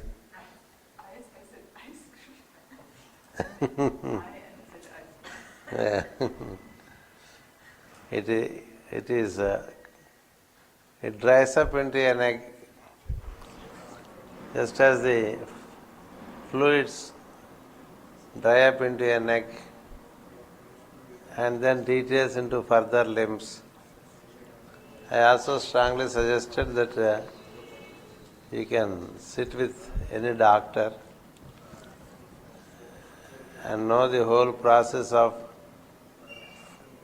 first month what happens, second month what happens in pregnancy, third month what happens, fourth month what happens, up to 7 months. All these stages can be related to the first, second, third, fourth, fifth races. So that's how we should link up, then you can understand it. We can understand this facility or this key is called the key of correspondences. Because man is made in the image and likeness of God. All that is in man and his formation, when it is understood, we understand the whole creational process. So when it comes to question 14, the third race became the vehicles to the Lords of Wisdom. It created sense of will and yoga by Kriya Shakti. It created them. The Holy Fathers the ancestors of the Arhats. Yes. Could you explain the meaning of Kriya Shakti and its importance for third race? Third race relates to Kriya Shakti means the power of action. Yes. So, we have seen the third race in action in the story of Daksha. He is the one relating to the third race that started acting. He has also conducted a sacrifice like gods, but parallel to the creation, not in tune with the creation. But the very fact of his ability to act is called Kriya Shakti. So he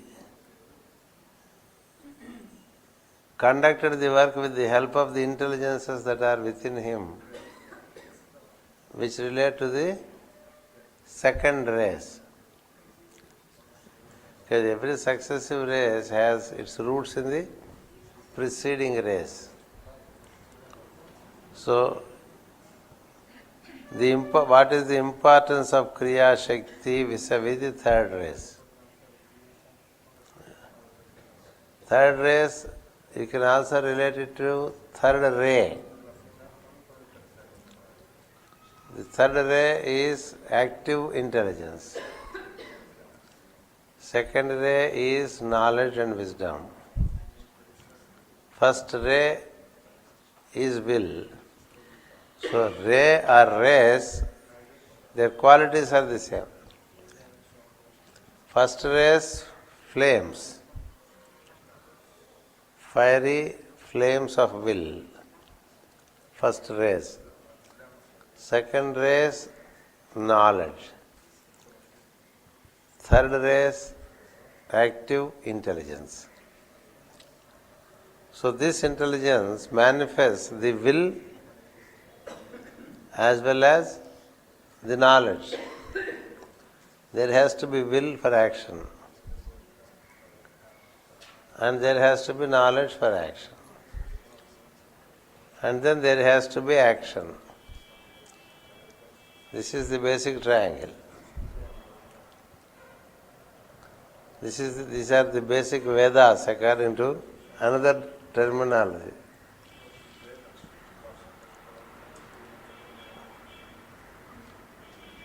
People who don't have will, they don't act.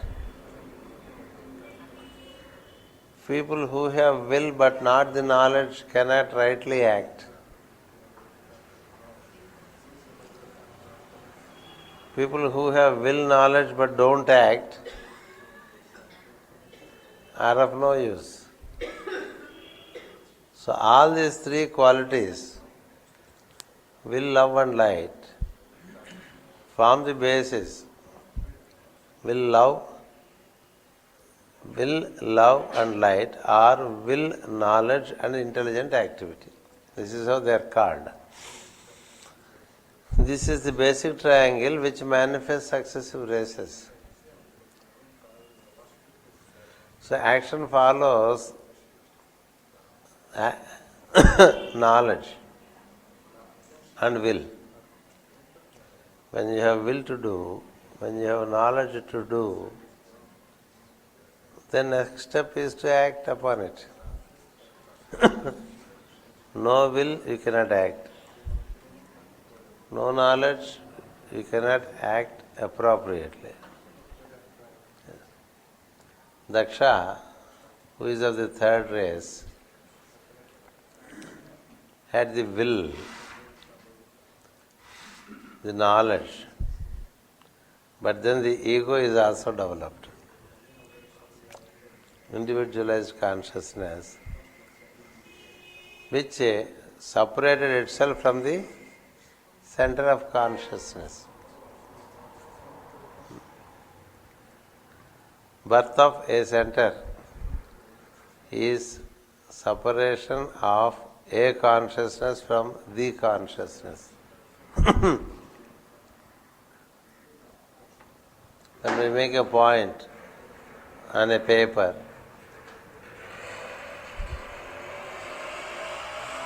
that point is distinct from the rest of the paper. That's why that is shown as the human soul. It's a separated consciousness within the consciousness. The overall consciousness is represented by the circumscription. The point is related to the individual. He should relate himself to the overall consciousness. If he is related,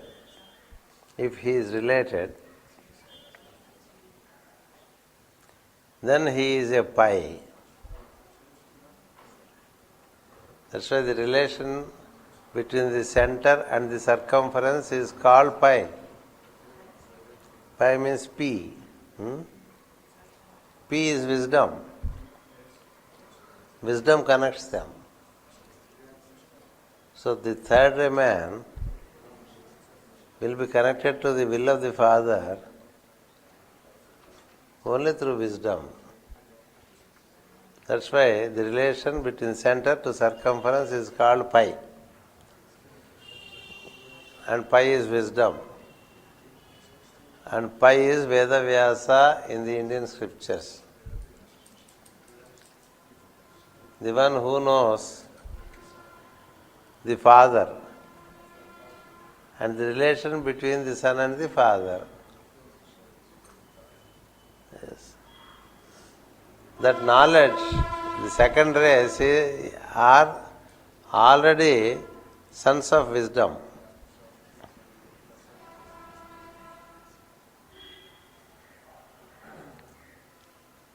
Knowledge is reflection of the original through will. That is second race, second ray, and also second race. The one above, through will, reflects as the second race. That's why the synthesis and second ray, they are together always.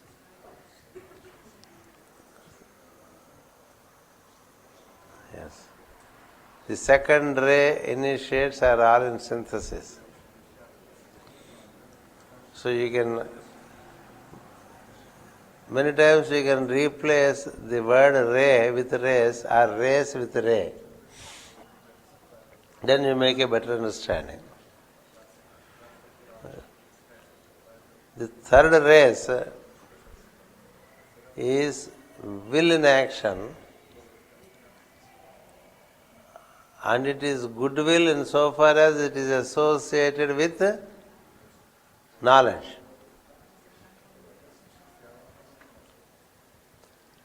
Will, knowledge in action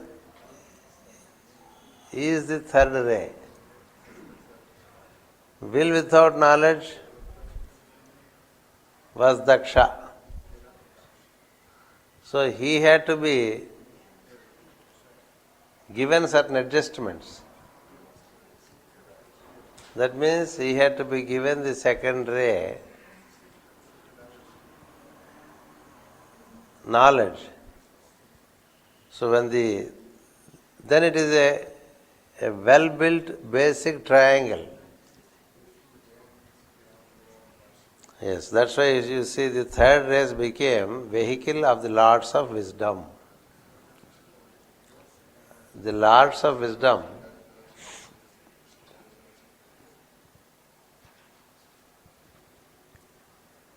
they are represented only through action.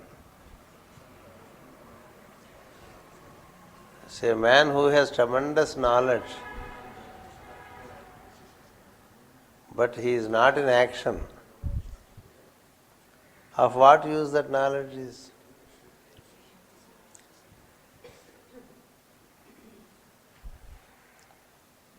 It has no use.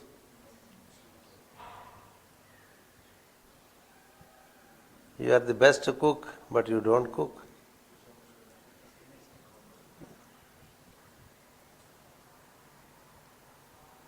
Knowing is not sufficient. Knowing needs action as its a vehicle.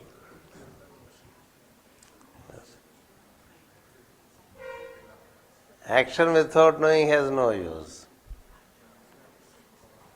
So these are the two important aspects: knowledge, action, propelled by will. So the third race became the vehicle of the Lords of Wisdom. When did it become? After the adjustment to Daksha.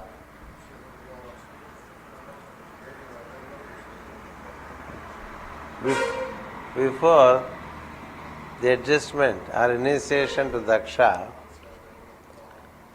Daksha was acting just by the power of will, but without knowledge.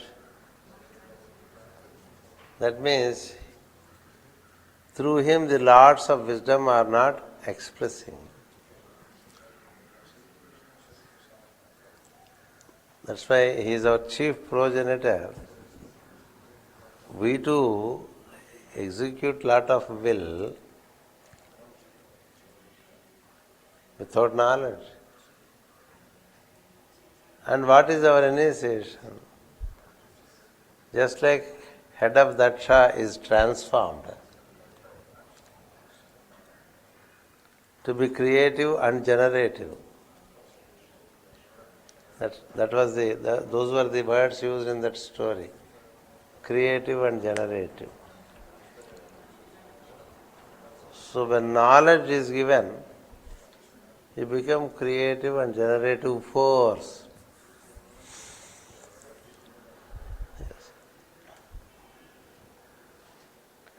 That is what is meant by the vehicle of the Lords of Wisdom. Then it created sons of will and yoga. That's the beauty. In the third race, there is culmination of the will of the first race, the knowledge of the second race. So, what is coming out in the third ray or third race is a synthesis of 1 and 2. Every successive generation is a synthesis of the preceding generations. That's how it happens. The father, the mother, both are represented in the child. Some relating to father, some relating to mother are present in the child. And he is more refined than the father in his male aspect and carries the energies of the female also. That's why the son is a good presentation of the parents. So first ray is called male ray, second ray is called female ray, third ray is male-female well balanced in them, meaning will and knowledge well balanced in them. That's how the third ray or third race emerge. And they are the ones who are in action. So, it created sons of will and yoga. It created them, the Holy Fathers, ancestors of our Arhats. So this is the race which is a kind of teacher and ruler being together.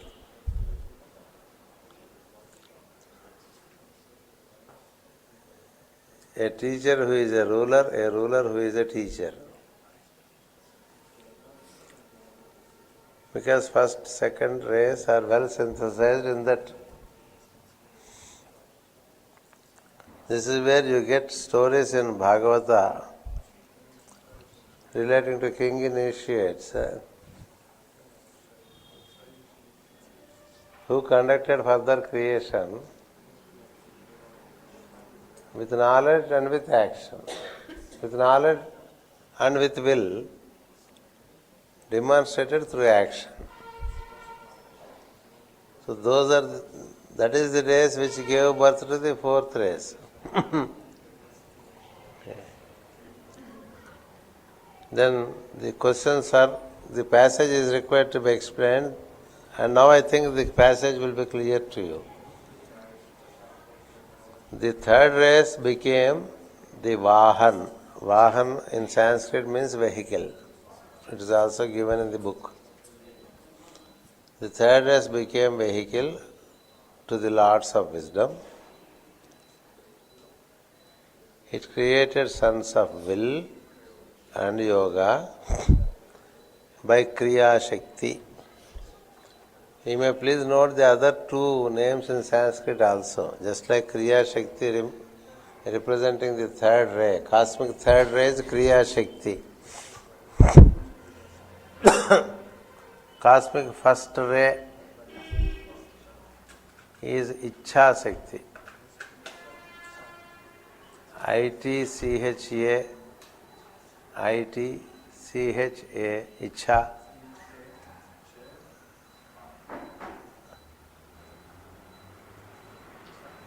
Ichha, and then Shakti. Shakti, SAKTI. Then the second is called Jnana. Yes. Jnana has become Gnana. Gnana is knowledge, Gnostics.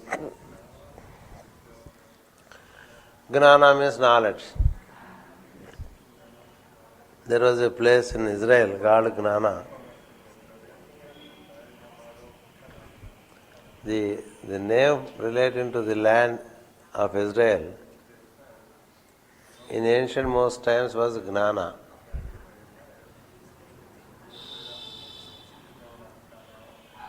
We went there also. This mount where Jesus visits Abraham, Moses and Elijah. What is that mount?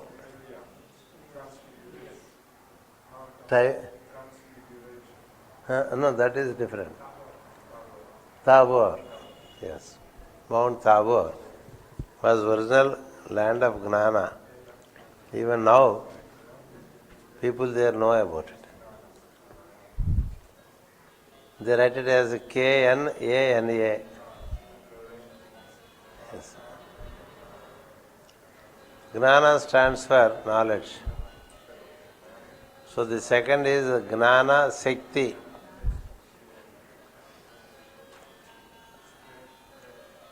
And then the third one is Kriya Shakti. So the third race is the primary triangle. It carries the energies of primary triangle.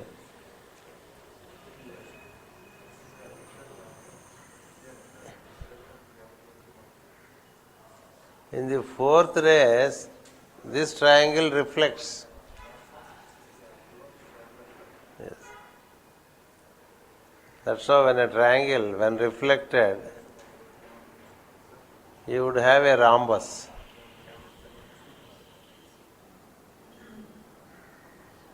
One upper triangle and it reflects. There is a lower triangle. And it looks like a rhombus. So So the fourth race is a descent from the primary triangle. Yes. From there the story is different. Yes. In a story of 7 rays, the middle point is 3.5. So we carry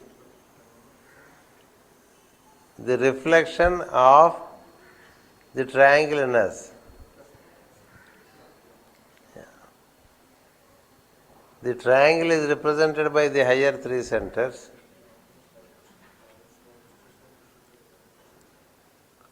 And its reflection is reflected in the lower 3 centers.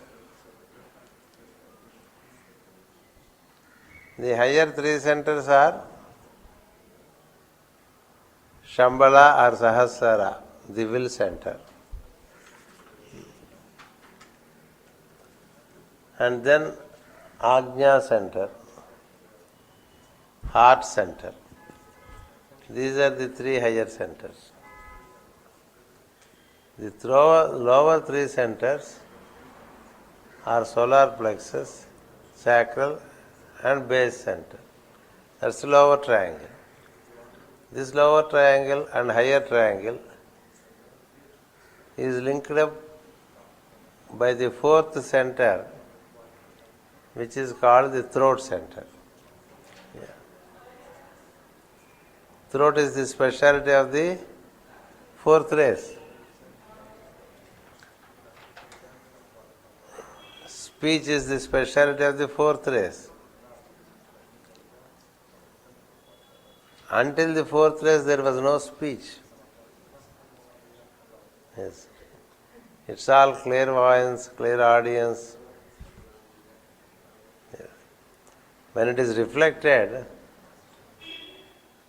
we gained all this physical,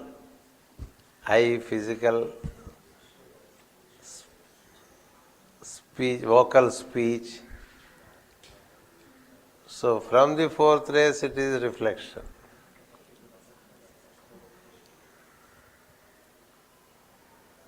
So 3rd race, up to 3rd race it's all divine.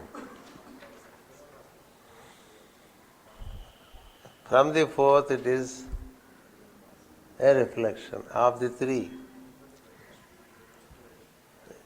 The whole activity is that of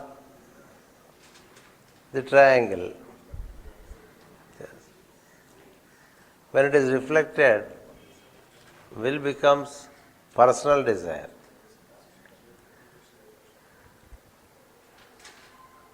Knowledge takes to emotional knowledge. Yes. Intelligent activity becomes selfish activity. This is the lower 3. Yes. So from 4th race, we started developing the reflected activity of the original.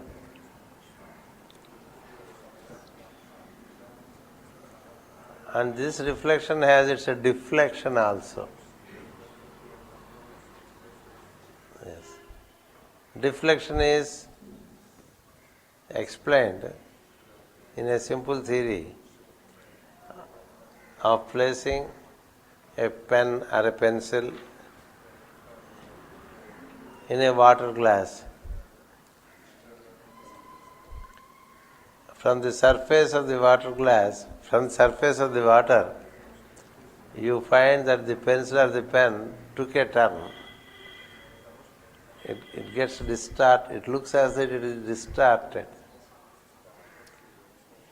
So the reflection from the 4th has its deflections. It's not as it is. That means the reflective principle also became a deflective principle. Before that it was not like that. These are also called the states of moon, the states of soma.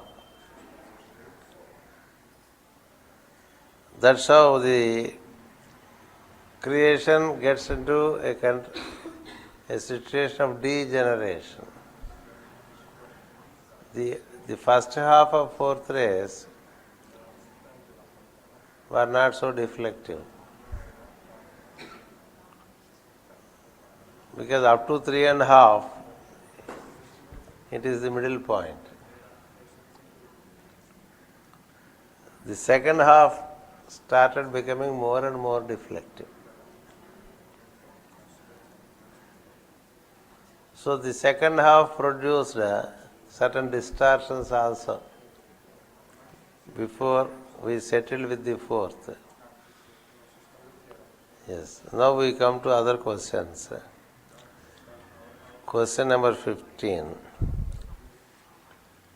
The second evolved the set-born. The sweat grew. Its drops grew. And the drops became hard and round. The sun warmed it. The moon cooled it and shaped it. The wind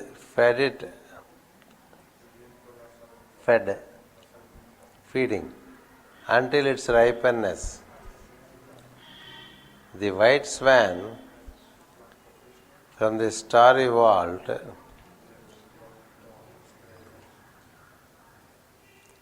overshadowed the big drop. The egg of the future race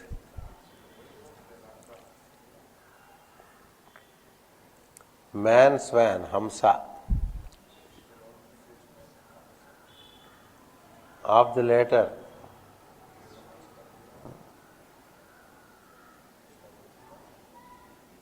the male, female, man and woman.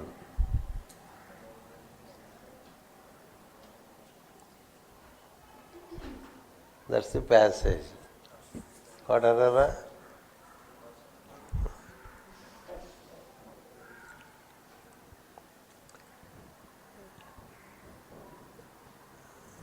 This is already partially explained from sweat becoming hardening, making it into an egg.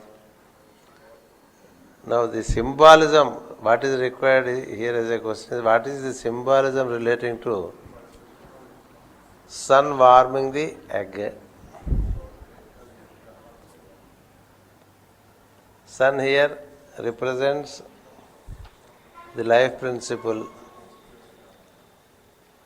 The moon cooled and shaped it. The lunar energies carry the intelligences relating to shaping. Yes. And cooling is also its effect, because sun warms it up, moon cools it up, so that the two opposing currents are at work to keep it intact.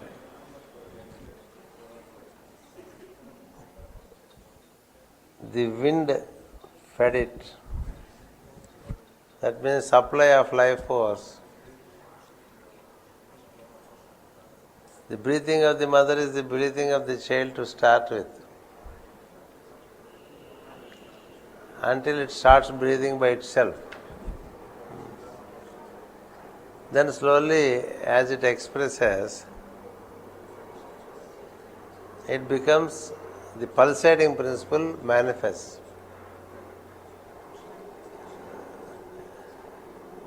So here you start knowing about the pulsating principle as the link between the higher races and the lower higher states of awareness and lower states of awareness. The link is the swan. In Mahabharata they call it the great bird. He too was explained to have been an egg, born out of an egg. Yes. So the heart principle which relates to the third center. First center being Sahasrara, second center being Ajna, third center being the heart. It starts expressing as pulsating principle and is not yet distinctly male or female. It is male-female together. The child as is born is functionally male-female only. Because there is not yet the happening of the separation of or distinction of the generative organs.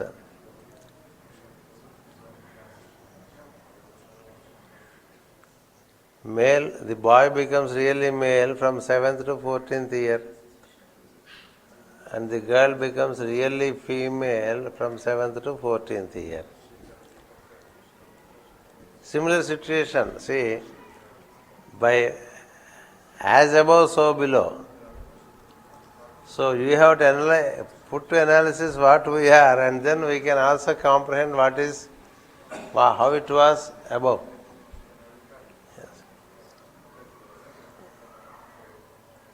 So they are forming as the double principle of pulsation. The male-female principle is functioning as the double principle of pulsation, which is expressed as our heartbeat. So the future race comes out of it. This is an androgynous race. The later part of third race, until the advent of the fourth race, they were all androgynous. Yes. Meaning the male is in female, the female is in male. There is no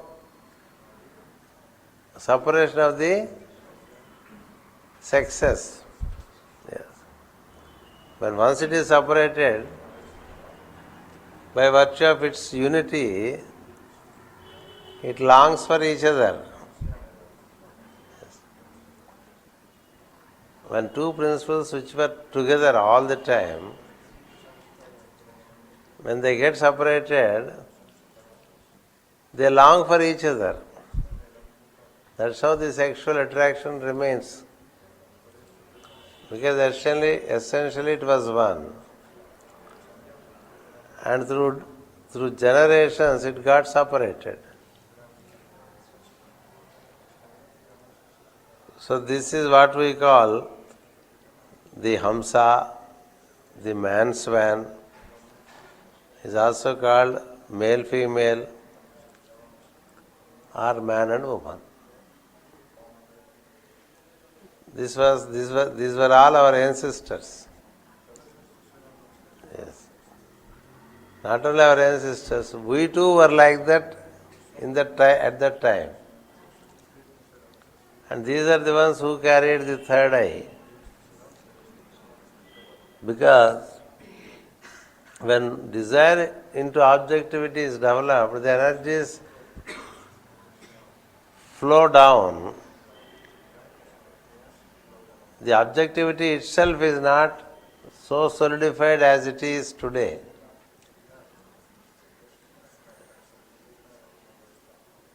It was all opaque. So in an opaque creation, yes,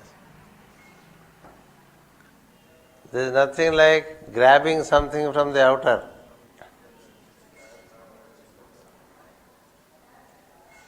It is attunement to that which is surrounding.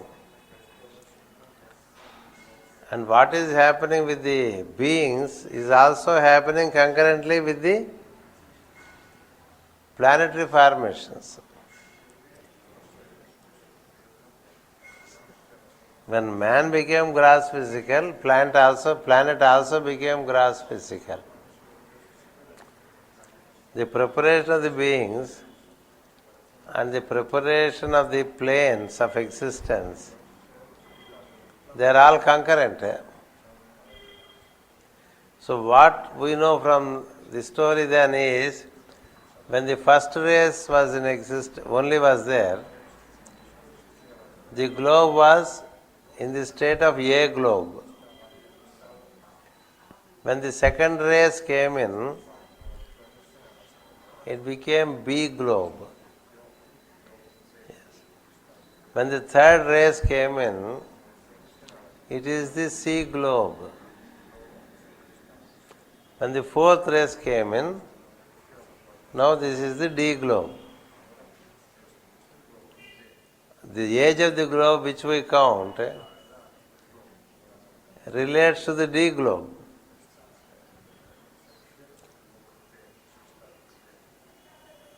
The subtle formations relating to this globe,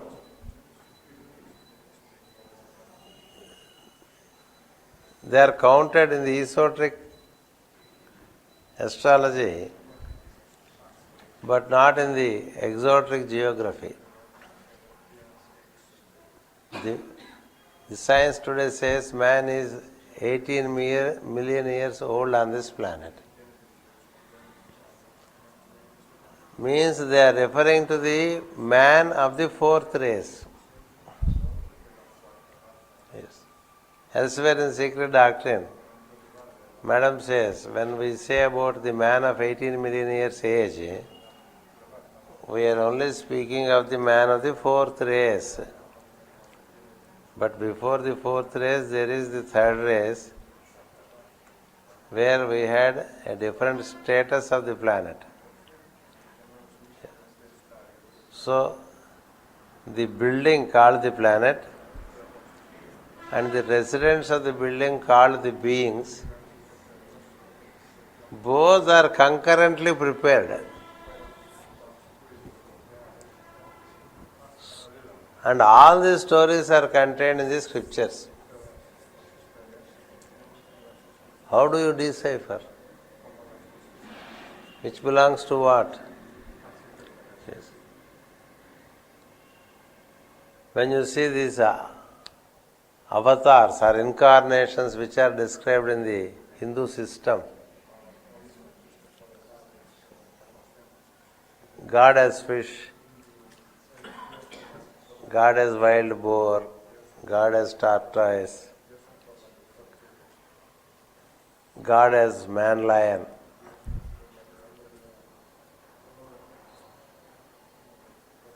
They were all not happenings on this planet as we see today. God as dwarf is the first story relating to this planet. The physical, gross physical planet we know. So Matsya, Kurma, Varaha, Narasimha. 4 incarnations are preceding this state. Yes. 10 incarnations in 4 states of the planet is what is described. I think I am confusing you enough. 10 in 4 is again a secret. Yes. 10 incarnations in 4 states. What are the 4 states? State 1, 2, 3 and 4. You add them up, 1 plus 2 plus 3 plus 4 is 10. That's a secret which reveals to you many things relating to the yugas, relating to the manvantaras, relating to the divine and immortal versus mundane and mortal. So many are the secrets of 1, 2, 3, 4. And substantial volumes of wisdom relating to Pythagoras are based on 1, 2, 3, 4. Yes. Yes. So 1, 2, 3, 4 are 4 groups. Yes. 1, 2, 3, 4. That is one grouping. The other grouping is 1, 3, 7 and 10. 1 plus 2 is 1, 3, 6, 10. That's another grouping. Because 1 plus 2 is 3. 1 plus 2 is 3. So 1 and 3, they are two different groups. 1 plus 2 plus 3 is 6. 6 is another grouping. 1 plus 2 plus 3 plus 4 is 10. So there is grouping as 1, 2, 3 and 4. And there is grouping as 1, 3, 6 and 10. So in 4 steps, 10 states are included. To explain that, Pythagoras gave his decad of single dot, double dot, triple dot and 4 dots in 4 lines in a triangular shape. Yes. If you eliminate the extreme dots of the decad, you have the 7 races presided over by the 3 fundamental races. It's a secret again. This is how he played so much with this decad. Yes. This is of course a side issue. So what is important for us is up to the 3rd race and subsequently up to the 3.5 race, it was all divine.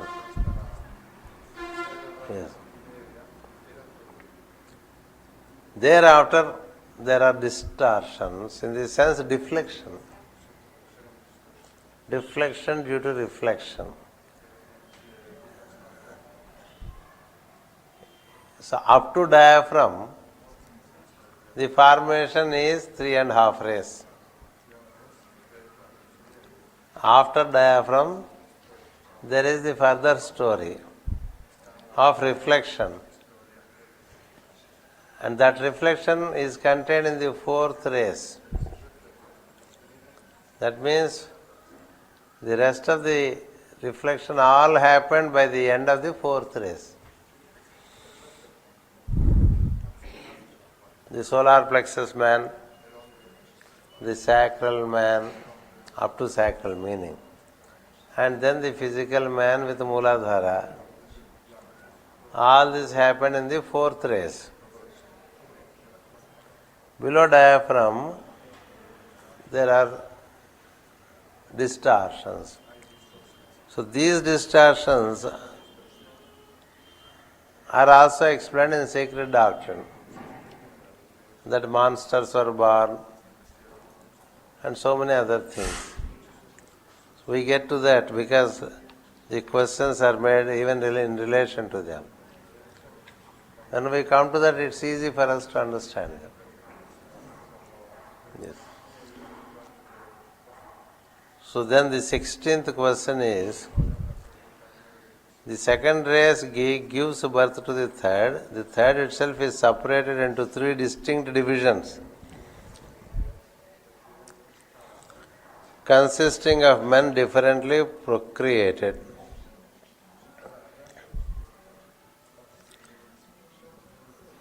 So we should know that hereafter it is procreation, not creation.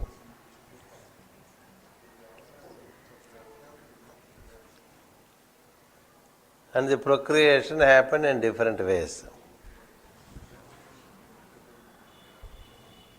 Accordingly, different races have come into being.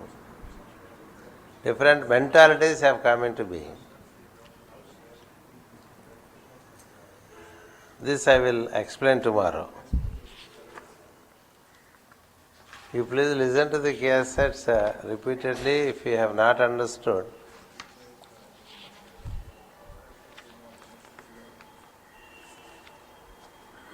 If and when I have time only for secret doctrine, I can write out all these stories in a much detailed manner.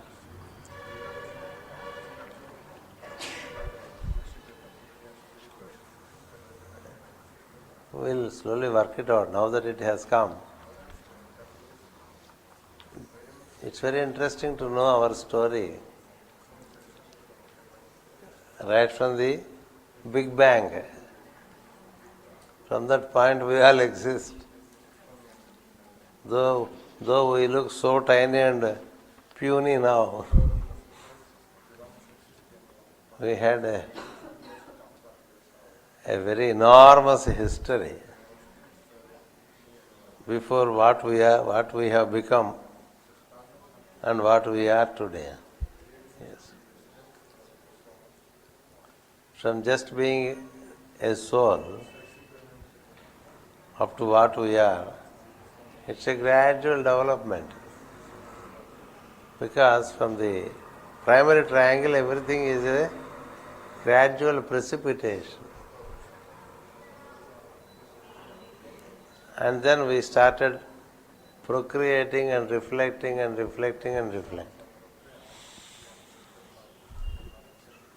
So, from the fourth race onwards, that's why we are more in the centers below diaphragm. That means we started living in our personalities. Not as ourselves. Our ancestors were all men of wisdom, that is what they write, the holy fathers. Yes, the sons of wisdom. Yes, sons of will and yoga. You are already a son of yoga when you reach the heart center. Yes, to reach the heart center, the route is from solar plexus to throat and throat to heart.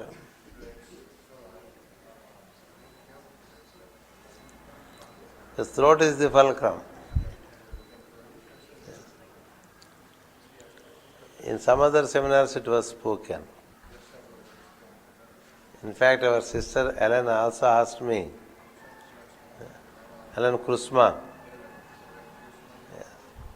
that the throat center is up here and heart center is above the diaphragm. How that, so throat center is inferior to heart center. That I explained in the seminar on Agni. Our seminar on Venus. Unless you regulate the throat and make it pure, the heart is not open.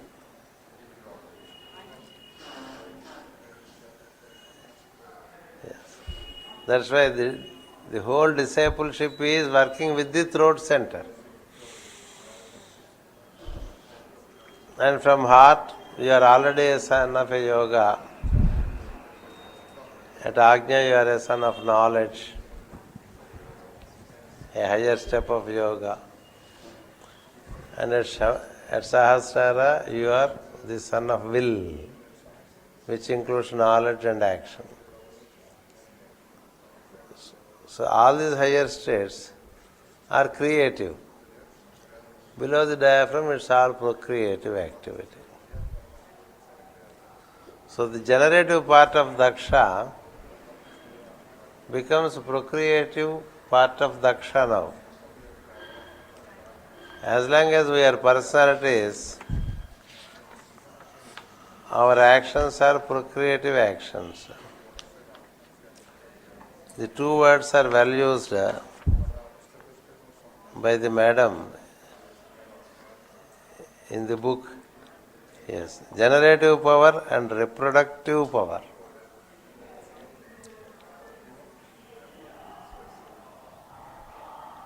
How aptly and appropriately she has put everything into just one or two sentences. That is the power of the writings of Madame Blavatsky. They are not too elaborate and too analytical to be intellectual. They are not too elaborate, too analytical to be intellectual. It's not, it is just throwing the seed out, and it's for you to soak it to get the detail of the tree. That's why working with secret doctrine itself causes the related transformations in us. We'll continue tomorrow with the other questions. Hopefully tomorrow I should be able to complete the rest of the questions because they are all related. If not by full moon, Wednesday, it will be very briefly and roughly over. It should stimulate us to read about the races and the globes.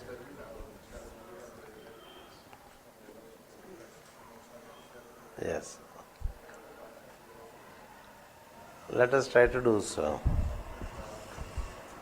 Thank you.